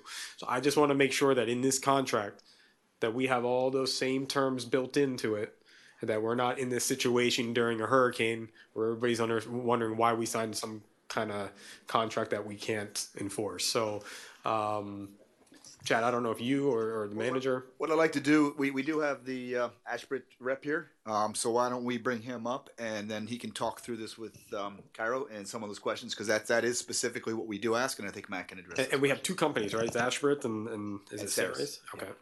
Well, Ceres is gonna act as a backup. Okay. Yeah, we have no anticipation that they can't, but if they can't, and there's a lot going on, we have a significant disaster, then we have a backup, which I think is appropriate thing to do for But they emergency. will be the primary. Yes. Okay. My name is Matt Gearden. I'm one of the senior vice presidents for Ashbridge, so I'd like to say thank you for this opportunity to be in front of you again today.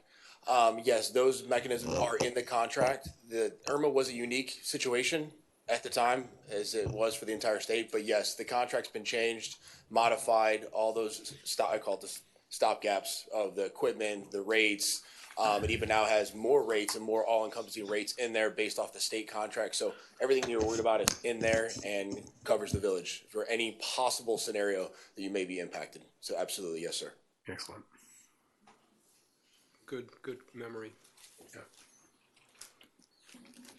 Yeah. And Chad, manager, you guys are going to double check everything, make sure it's all good, right? We didn't lose anything from that last. Okay. Yep, it's in the contract. Okay. Thank you. Any other questions? Okay, go ahead and call the question. All those in favor? Aye. Opposed? Motion carries. Okay, thank you, Councilmember Sardinus. Motion carries. Under reports and recommendations, village manager, motion declaring a zoning in progress relating to workforce housing and non-residential regulations.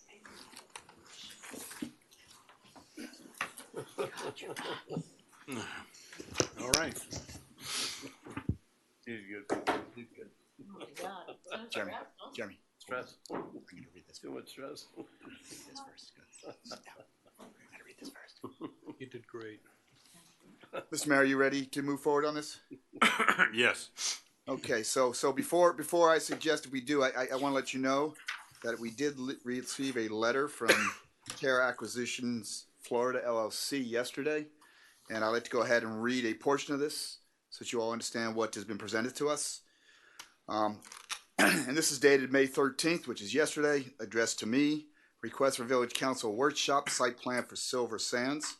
This is Dear Manager Williamson on behalf of Terra Acquisition Florida LLC, the contract purchaser of the property located at 301 Ocean Drive, known as Silver Sands. I write to request a Village Council workshop in June to present a site plan application to develop 56 residential units on the Silver Sands property.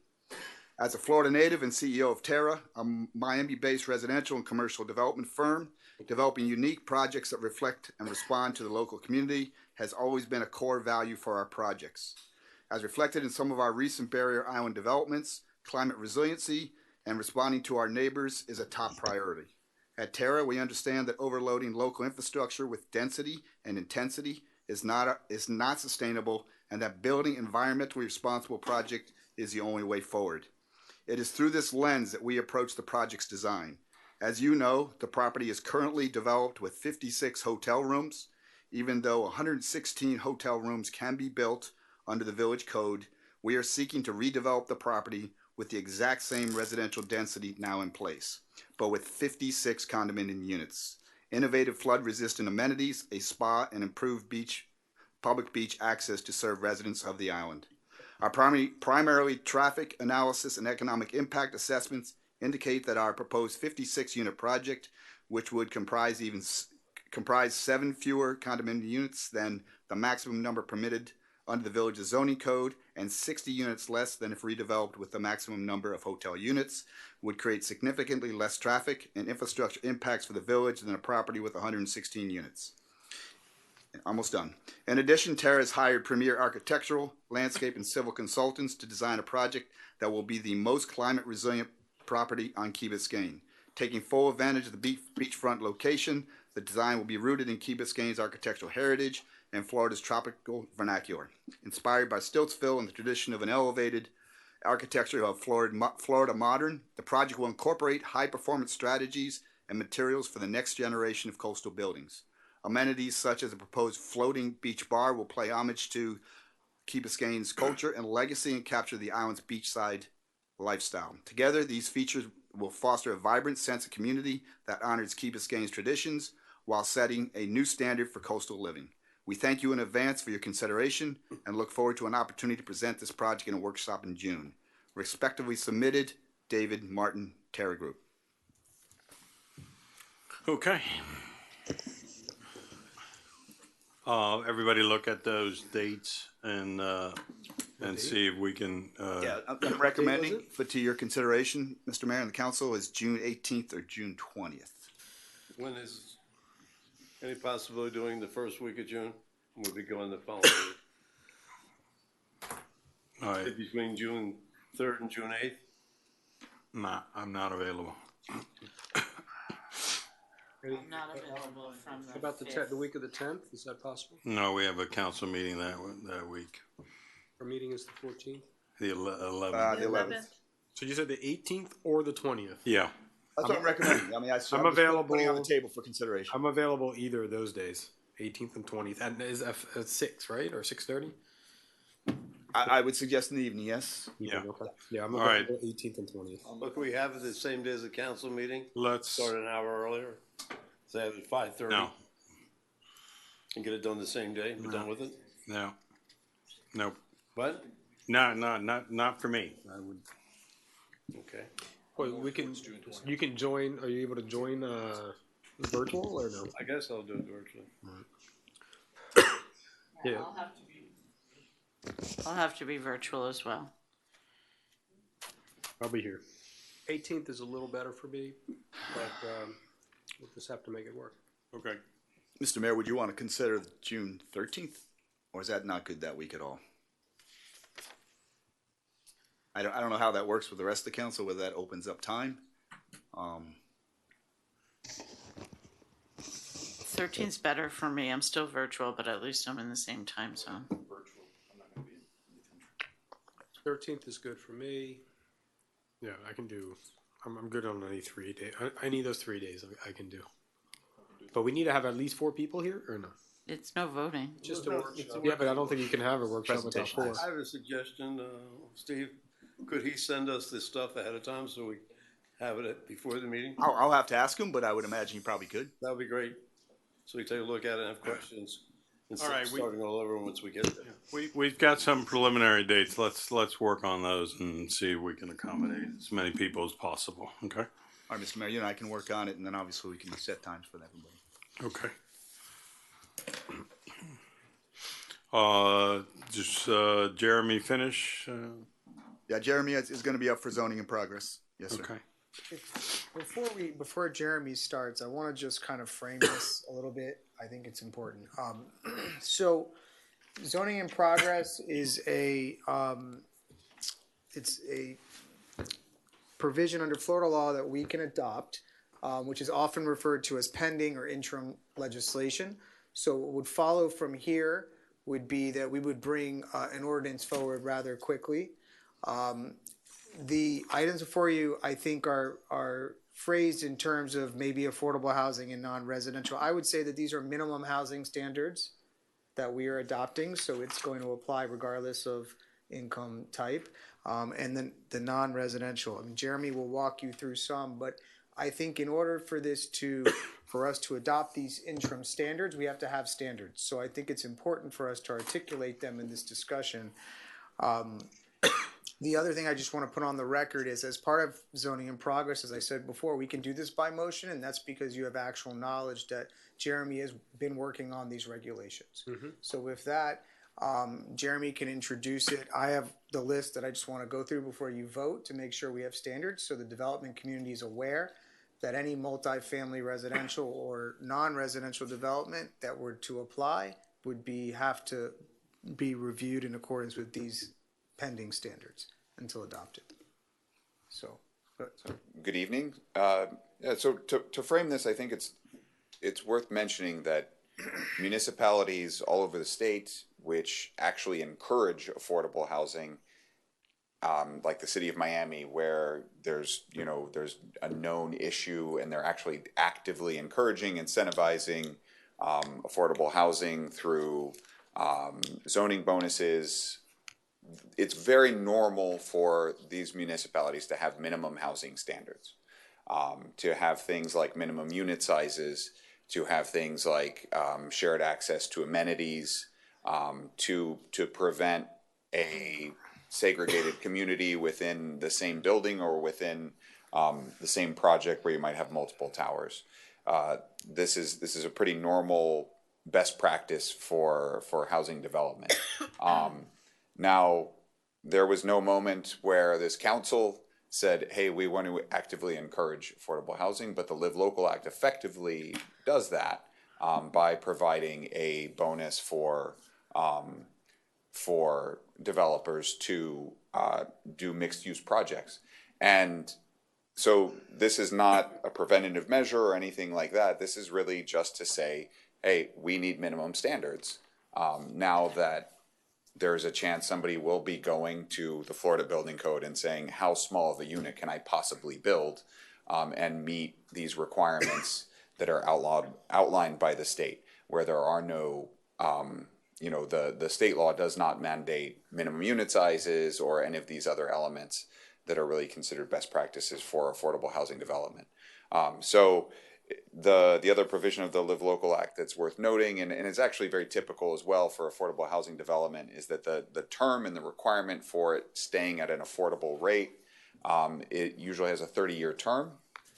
So there's a moment where these become market rate housing, which again suggests maybe we should have some minimum standards so that anything that could get developed would actually be of a high quality. So that, I think, addresses some of the general provisions that I talk about, where we're really talking about things that are applicable to housing standards. There's another component, though, which is that in the state law, there's no longer a site plan review at a council level. Everything would take place in an administrative level. So a lot of things that are normally in our practice here negotiated at or discussed and or proffered by developers to council at this public forum, there's no opportunity for that public forum. So it might be worth considering mandating things like stormwater easements or access easements that are normally ended up being something that's proffered by a developer as part of the site plan review. So I have a couple of those items in here suggested as well. We'll have to be careful in crafting that because, of course, it's not an arbitrary thing. This needs to be something that is a recognized need for a utility. So it's going to be variable by site, but it's something that we'd want to consider as part of that the difference that these projects could travel through. Another one that I think is quite important is how the Live Local Act could be applied. It's really any project where there's commercial zoning, for instance, could be developed with housing per that statute. And in our case, of course, Crandon Boulevard is our only commercially zoned land. Pretty much every square foot of the commercial space that we have is precious based on the rents that we have in that commercial space. So I would strongly recommend that we actually create a minimum percentage of building use being dedicated to commercial space in the event that one of those properties is redeveloped as housing. So there's a limited range there because the state mandates as if you're doing a Live Local project, it has to have a minimum of 65% housing. So, and you know, it would be fun to say, okay, well then 35% has to be commercial, but there's got to be a reasonable accommodation for some other space there, I think. So whether 25, 30% is a reasonable number that it's really important for us to maintain our commercial space along the corridor, though. Let me see if I missed anything. That also applies to I had a conversation with the attorney to institutional. No, the provisions of the Live Local Act only apply to commercial, industrial, and mixed-use districts. Not institutional. Not institutional. Including residential. Yeah, multifamily. Yes. And industrial. Well, multifamily. You mentioned utilities, but a broader net for sort of what we used to call concurrency. We want to try to deal with that as well, don't we? I think concurrency is still mandated. Is mandated and handled through our master plan. I don't think we need new regulations for that. I'm not sure we need new regulations for that, but I think this ordinance will be better served and more clear and suffice for our purposes if we at least articulate the array of things that we're protecting or requiring. So it would extend beyond the concurrency requirements. I mean, by law, it would have to comply for it to meet a certain level of service based on the impacts of any development housing. That's what I understand concurrency to be. And this ordinance, to understand better, would be in addition to that. Well, I think there's just one aspect of the ordinance is what Councilmember Kaplan is talking about. You're correct that concurrency is based upon level of service standards set in our comprehensive plan and followed through in our zoning code, which every site plan needs to meet unless it's exempt, which, for example, I think our single-family homes are exempt under our code.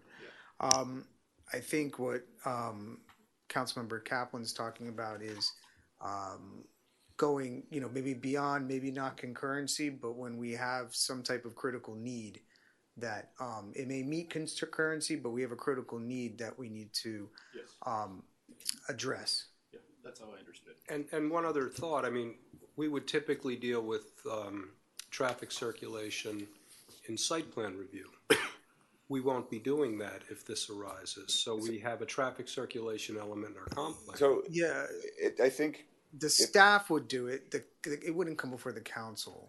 But go ahead. And I think there might be a way to address your concern, which is if we, right now our site plan review procedures, lay out the process for a complete application. And of course, it also says that comes to village council. So we might, as part of this, modify the site plan review procedures to create that administrative process that then, of course, has that also fairly comprehensive list of things existent there that we're reviewing for. And so I think maybe that would be a way to address the concern. I think so. I think that if you really want to look at the economics of this, and you want to make sure you're not burdened with things you don't want, what we require, which is different than any other place I've ever seen, is our parking code. Our parking code has nothing to do with number of bedrooms. It's based on units.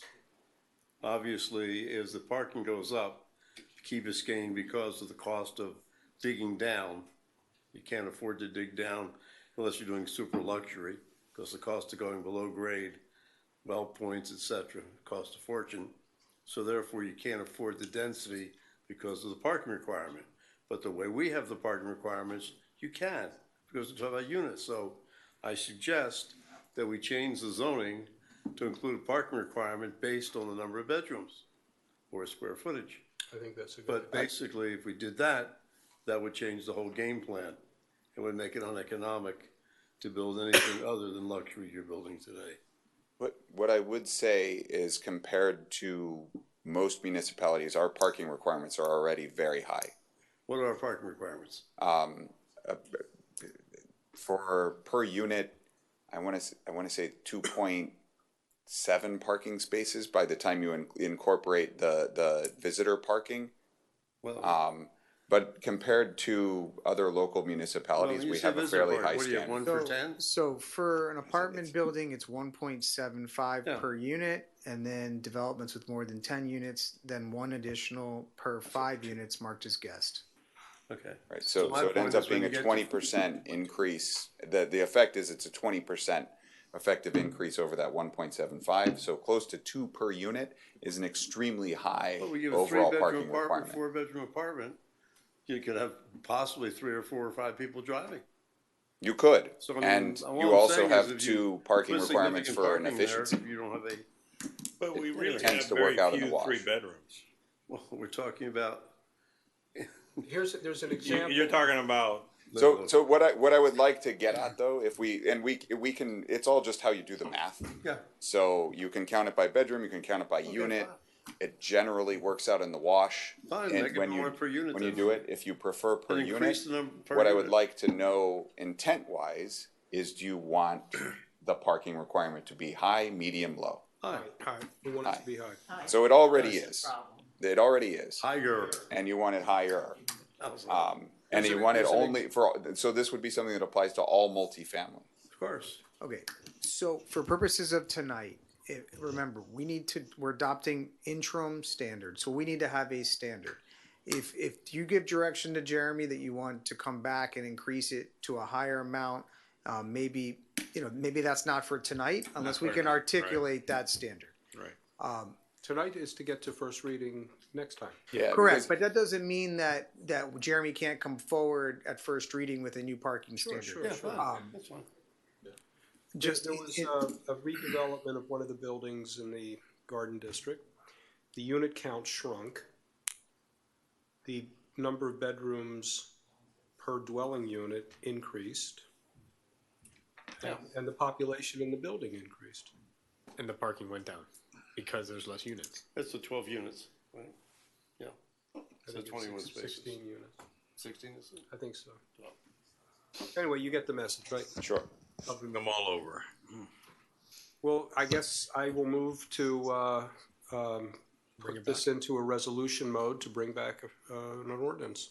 Yes, so I just want to run through the standards that I see it in the memo, just so everyone's clear, because we're Okay. going to articulate this, it's going to be posted, and anything that comes in will have to comply. So I think it's clear that that we're going to require co-location of units within the building or buildings. That's a standard.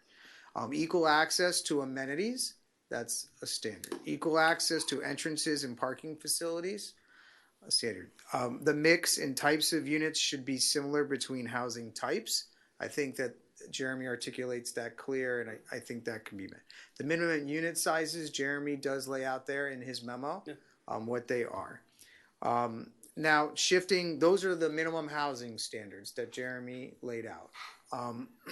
Now to the non-residential, there was a standard on street restoration, that it needs to be restored to the condition before construction. I think that's straightforward. The percentage of non-residential, Jeremy, I know you've talked about, but let's set a percentage. Right. What do you think that should be? I think 25% is reasonable. So and 25% non-residential in a mixed-use development. Okay. Well, hold on one second. Wait, Would that incorporate, if it's not multifamily and has no mixed use, or only mixed use, that existing mixed use? No, this would be a new, this would be any project that, any application that gets filed, a new project that becomes So if you went in filed. the middle of Galen Drive, Yes. that would then have to be mixed use? If they were to come in and knock down the building you're saying and then apply, Yeah. that would, if they were, no, it's not a requirement of mixed use. It's if you're going to do mixed use, you have to have a minimum of 25%. So this would only apply to our commercial and office districts. If they do, okay. If they're gonna do mixed use. Okay. So it's their choice to do mixed use? Yes. Can't they they're not come doing- in and like take down the Galleria and make, does they have to maintain some? Does it have to be mixed use or could it go to 100% residential? So per state law, they could go to 100% residential. And that's what I think would be very bad. No, for the Wait, county. no, They can't do wait, that. Wait, they can't. No, But they can no. go to a very minimum No, no. percentage. No, under state law, okay, first of all, let's start with our code. We do not allow residential in our commercial district. So if somebody wants to build residential in our commercial district, they would have to use the Live Local Act. Because we have limited commercial in our village, they would have to have 65% would be residential. The remainder would have to be non-residential. Yeah, 35%. Because when you're in a community that has only a certain amount of commercial, that triggers that. That's what the legislature Yeah. did. But I thought it's, okay, so I might have misread the law, because that section, I thought it said 65% minimum to qualify for Live Local. I did not Yeah, you read can't. it. You have to have a mixed. It has to be mixed use under the statute. If you don't have 20% of your community as. But I thought I didn't think it mandated the percentage that needed to be commercial. It just said it has to No, be mixed use, it which says could that- be a, It says that if it has Corner to be shop. mixed use. No, it says 65% has to be, I believe, residential. So then why would we set it? well, Maximum let's check on that, because, and look, it's a complicated regulation.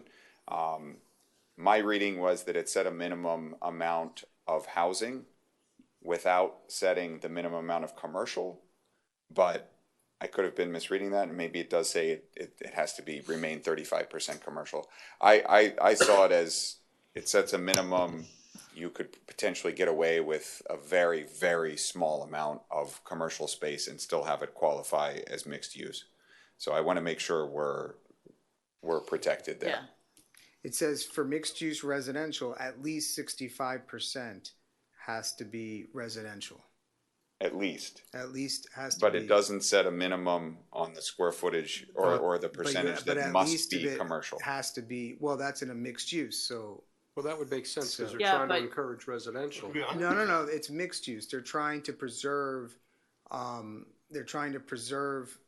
a commercial base. So it says that No, a but city they're that more designates. incenting the conversion to It residential. says a city that designates less than 20% of its area as commercial and industrial must authorize multifamily in areas zoned commercial industrial use only if it's mixed use residential.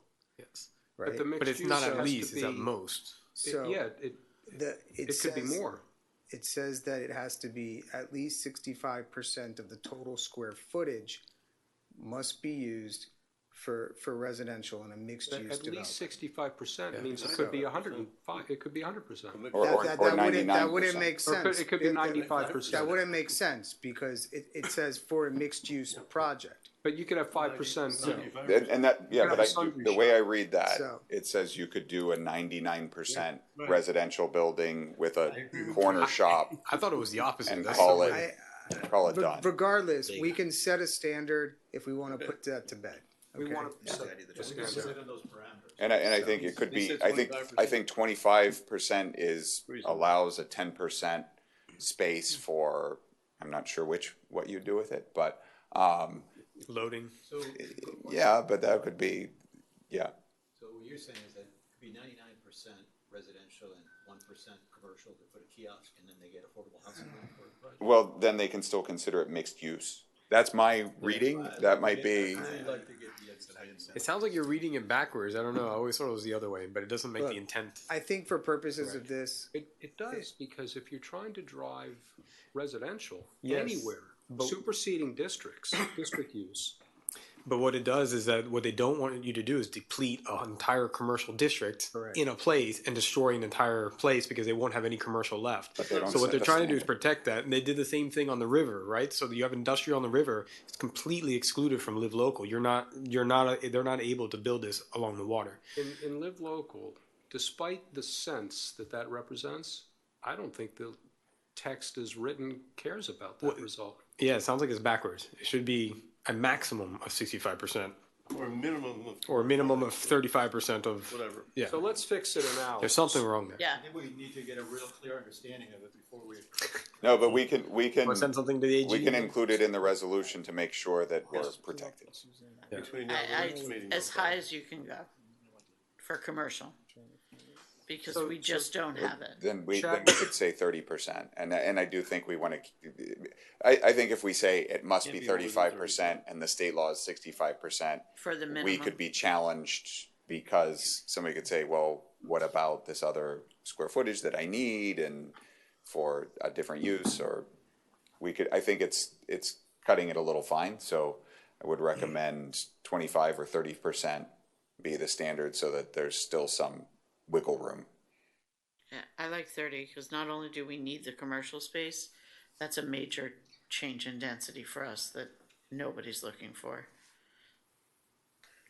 If the Galleria switches to 65% residential, Yes, this is prophylactic. yeah, we need to protect ourselves as much as possible. I know, I'm gonna pull up the memo.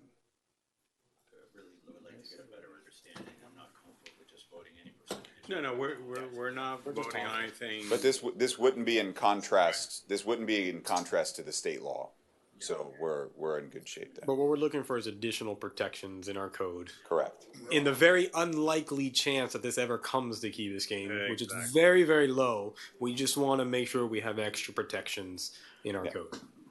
So you were on a roll, Mr. Friedman. You were up to commercial. So the last one is this easement of critical need, easements for critical need. That's really the last one, which for me, I think is we need to articulate that a little more. I think that I think we may need to tie it back to adequate drainage or access or some other public facility and needing, for that's needed for a critical infrastructure need. Resiliency elements? Do we? I mean, is it as simple as saying identified by the public works director, or are there some, to give it some standard of? Kind of vague. Well, you had an Gotta be more idea specific, earlier I think. about replicating the site plan review process, but making it administrative, which I think is an important idea. But I mean, I think we're trying to get to a standard for when we can require an easement that gives them some assurance that it's not arbitrary or us trying to prevent a project through an unreasonable request for an easement. So we have a multi-phase stormwater management plan in progress.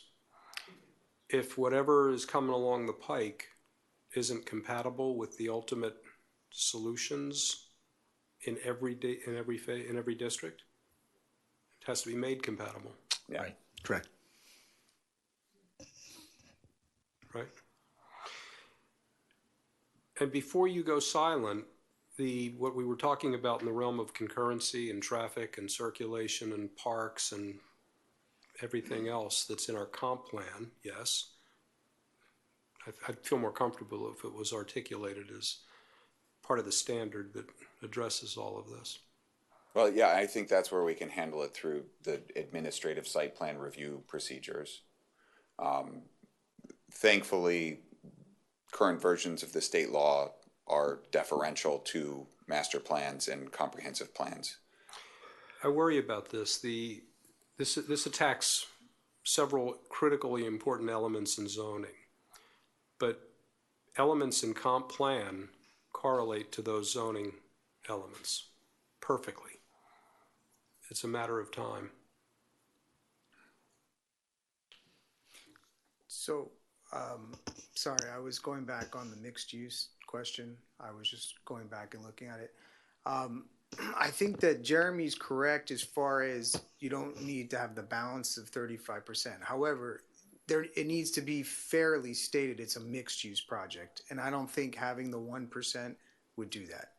So I think there would have to be some standard that would be needed, and you can go to your planner's almanac or whatever it may be to set that standard.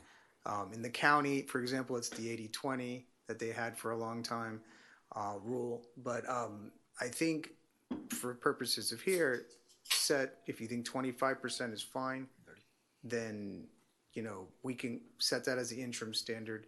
Come back with the ordinance on first reading. We can play around with it if you guys would like. This is just in this period of time that we're talking about, which is really, you're talking like a 6-week period. But well, you felt like 30 might be on the edge of defensible. I think so. So you think 30%? Yeah, I think Okay, we could. so- I think we could go as high All as right, 30. so I think those were all of the articulated items that I read in Jeremy's memo, and Jeremy and I spoke about it. If there's a motion and a second, we can put those into enforce as pending regulations. I move. Yes, I need a second. I'll second. Thank you.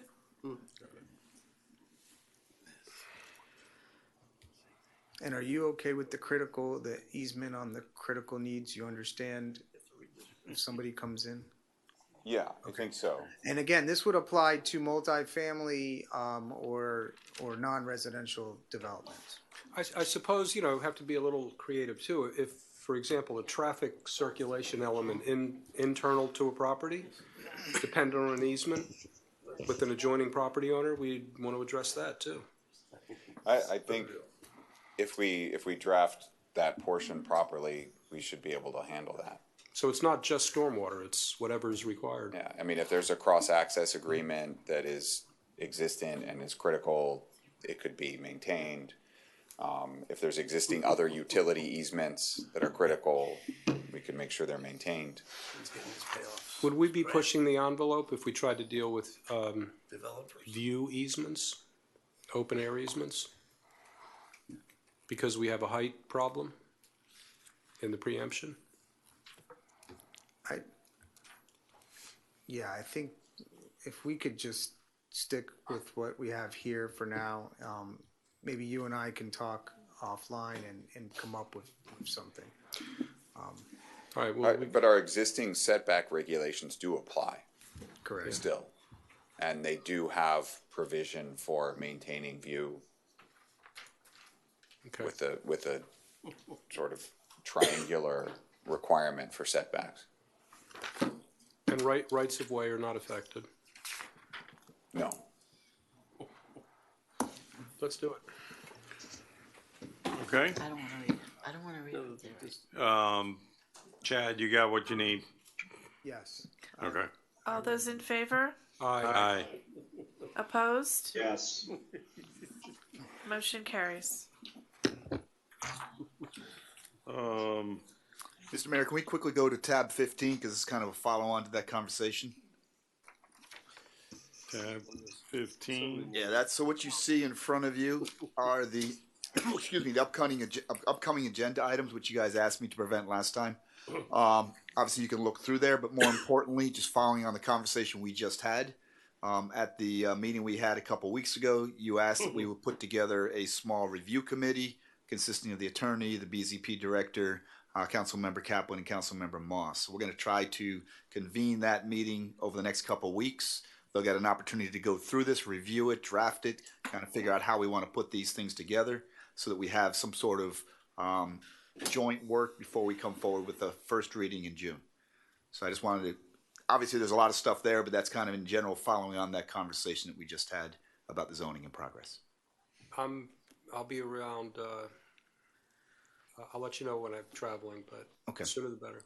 For notification purposes, we have to have it done by May 23rd. So we're looking around the 21st of May. And obviously, I think Gretchel's reaching out to both you all. And I think working through Jocelyn on working sometime Okay. around those days.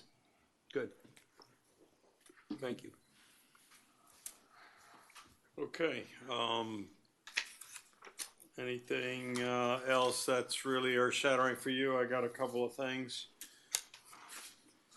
Mr. Manager? Yes, I would. What I like to do, and what I can do is just put into the record if I would, and I think Jocelyn has a couple copies of this, the community safety update.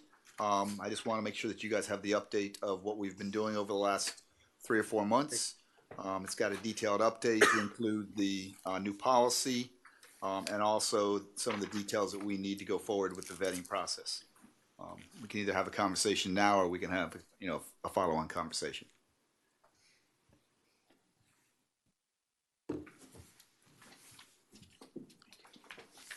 I apologize for just getting this late, but we had to get the numbers just came in over the last couple days. You have some time to read this one? Yeah. Maybe bring it back next meeting. We can read I'll be happy to if you all want to read it. We can do it. We'll have an update. We were still going through the numbers, and I got them as of yesterday. So I just want to make sure you get the updated numbers. Obviously, the numbers will change by June, but that's only getting better.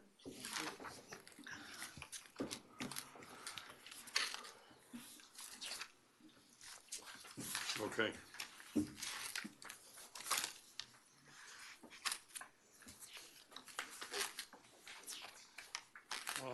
I've got a couple little things. Moving to mayor and council members. Number 1 has been taken care of. Number 2 is not ready yet. Number 3, I'd like to appoint 2 applicants to the Educational Advisory Board, Suzanne Bellucci and Estefania Diaz-Ballard. Seeing no objection, all those in favor say aye. Aye. Okay. Does that fill up the board, or do we still have openings? I think there might still be, and Oscar is the expert on this, but there's might be one more slot Open, coming okay. up. I think. So. One slot to fill. I think so. Okay. And then I just had one item. Originally, back in December, you all had set a date of July 9th as a tentatively scheduled regular council meeting. And I just wanted to confirm for planning purposes. July 9th is on that Tuesday. I cannot do it. Do we have to do it tonight? You don't. I can tell you that's the only day that I cannot do it in the whole of July. I could do it on July 4th better than I can do it on July 9th. No, we're definitely not doing it on the 4th. I have to present to another commission for a project on That's that fine. I night, just thought so- administration Okay. wanted to know, or planning, or so they'll stay it as tentative days Okay. until. Until you all change that. Okay. All right. Anything else that needs to be? My parking on Ocean Lane Drive was an item. Oh, go ahead. Yeah, I just want to bring that up because I know that we get emails because of this, and I think it was Ann Tainter that maybe brought it up. With the issues that we're having with 40-year certifications, there's a lot of construction going on in all of these condominiums, and especially in that area, I believe the Ocean Village and the Commodore are both under construction, and some of them the owners need to move their cars out of the way, and they have nowhere else to put them. So temporarily, there's no other possibility, right? Because the contractors need to get in there. Other ones are contractors that have nowhere to get into, and they need to be able to get in and out. And I know it's people don't like it, but there's really not much option when we're going through this. And I think that one is one building, the next is going to be another building, and everybody needs to kind of help each other out to get through this, because after what happened with the Champlain Towers, everybody knows that the condos are all at once getting hit with this, and everybody's trying to get their stuff done and their 40-year, which is great for the safety, but there's going to be some inconveniences. But I just want to make sure, because I think people think that all of a sudden there's just like an okay for people to park on the street. And that's not, I don't think that's the issue. I think it has to do with a lot of this construction that's going on. Good evening, Mayor, council members. Just to be brief and summarize this really quick, this is a complaint we get on the regular basis here. And the way Councilmember Moss just summarized it is 100% correct. The buildings that are undergoing their recertification process and the construction, they do come to the police department. We issue 10 passes. It's on certified letterhead. It has the date frame. I've been in contact with both building management. I met yesterday with the major and the deputy chief. We're discussing the potential of a QR code maybe in the future, because we do give it to them. We are writing tickets out there. We do go out there and write tickets almost every day to the vehicles that don't have them. But it is an issue that, like Councilmember Moss stated, unfortunately we can't avoid, because we're asking them to fix the building and the cars have to move for them to do the work that needs to be done. Let's get that Bell South deal done. Or Grandin Park. Everybody wants to know what's in that building, right? Nobody's ever seen it. Yeah, it's right in the middle, and nobody knows what's there. Should have a field trip to it. It's like And Stranger Councilmember Things. McCormick, you had an item, the Mashta Flats. So a resident had suggested this to me, and I thought I would throw it out there. I know that it obviously came up in light of the terrible tragedy that happened over the weekend, but we've struggled for many, many years in trying to figure out what can be done to try to regulate the partying that happens on the Mashta Flats and the sort of chaos that ensues.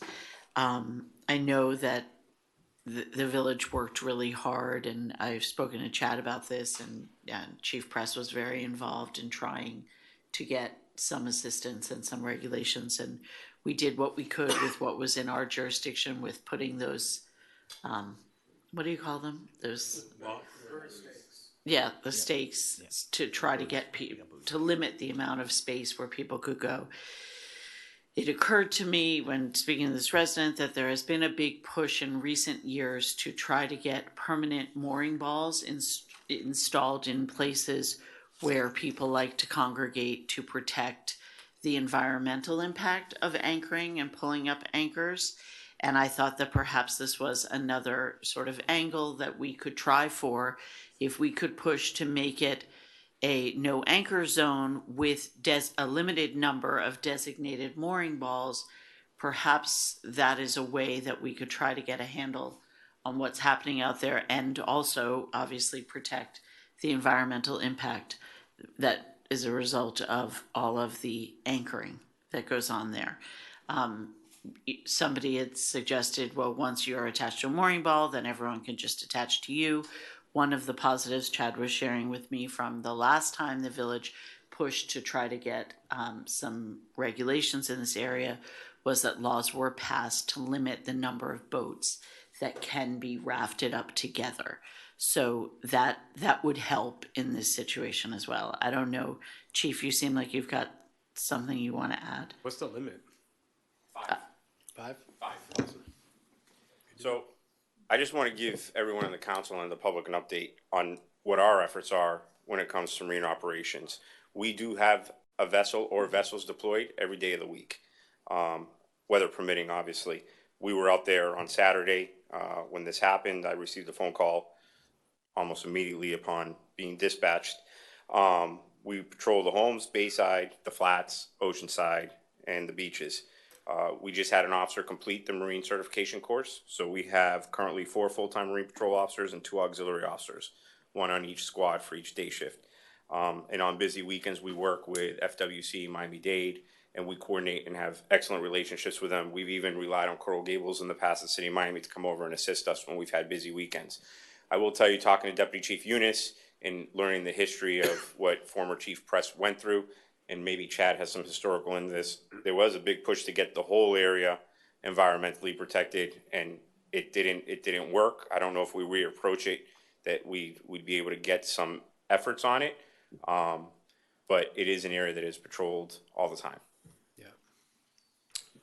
So obviously, if this was something that we were interested in pursuing, it would be, a bit of an undertaking. And I just wanted to bring it up to see what the appetite was among council. We should never give up and try everything we can think of, constantly, all the time. We went to FWC in 2011, I think it was, with 10 ideas, a gradation of interventions, and they rejected all of them. Should keep trying. It's definitely, as a boater, it's the scariest area is right in front of Mashta Flats. I mean, out of everywhere you go, that's one of the most congested area. And then you have these giant rented boats coming in and just having giant parties. And then they're all leaving at the same time, crossing everybody going out to the ocean and going south and north. I mean, it's, that's the part that I want to get out of and away from as fast as possible. So then, it's much, much safer. So anything we can do there, it's always, when you're going through there, you're like, this is a disaster waiting to happen. And then we've already known it happen many times, multiple times. Yeah. And it's really unfortunate because it usually happens to people who are not really part of that whole party scene or whatever, and just end up getting caught. Who regulates the channels? If you had I think dedicated channels going in and out, is that the Coast Guard? The area for that regulation is FWC and the county. It's joint. Where the area of the accident happened. They could put channels in, actually, then, right? They could put, a marked channel or multiple channels. Based on my understanding, like Councilmember Kaplan said, and that was the version that I got, we got some areas protected, but then FWC didn't pass any of the other stuff. Did they agree, though, was there a limited area that was non-motorized vessel? Was that something? The Tainter Flats that we named, that was correct. within the... Correct. That was what was accomplished, as well as the rafting. Those were the 2 accomplishments out of the circumstances, the unfortunate circumstances that Chuck Press had to go through.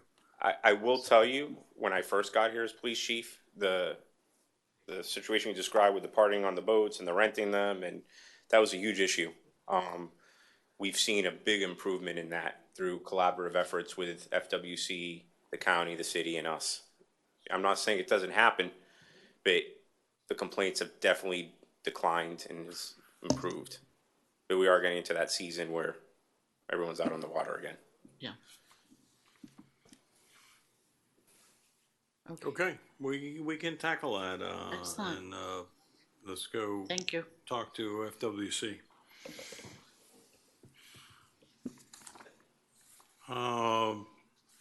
Anything else for the good of the order?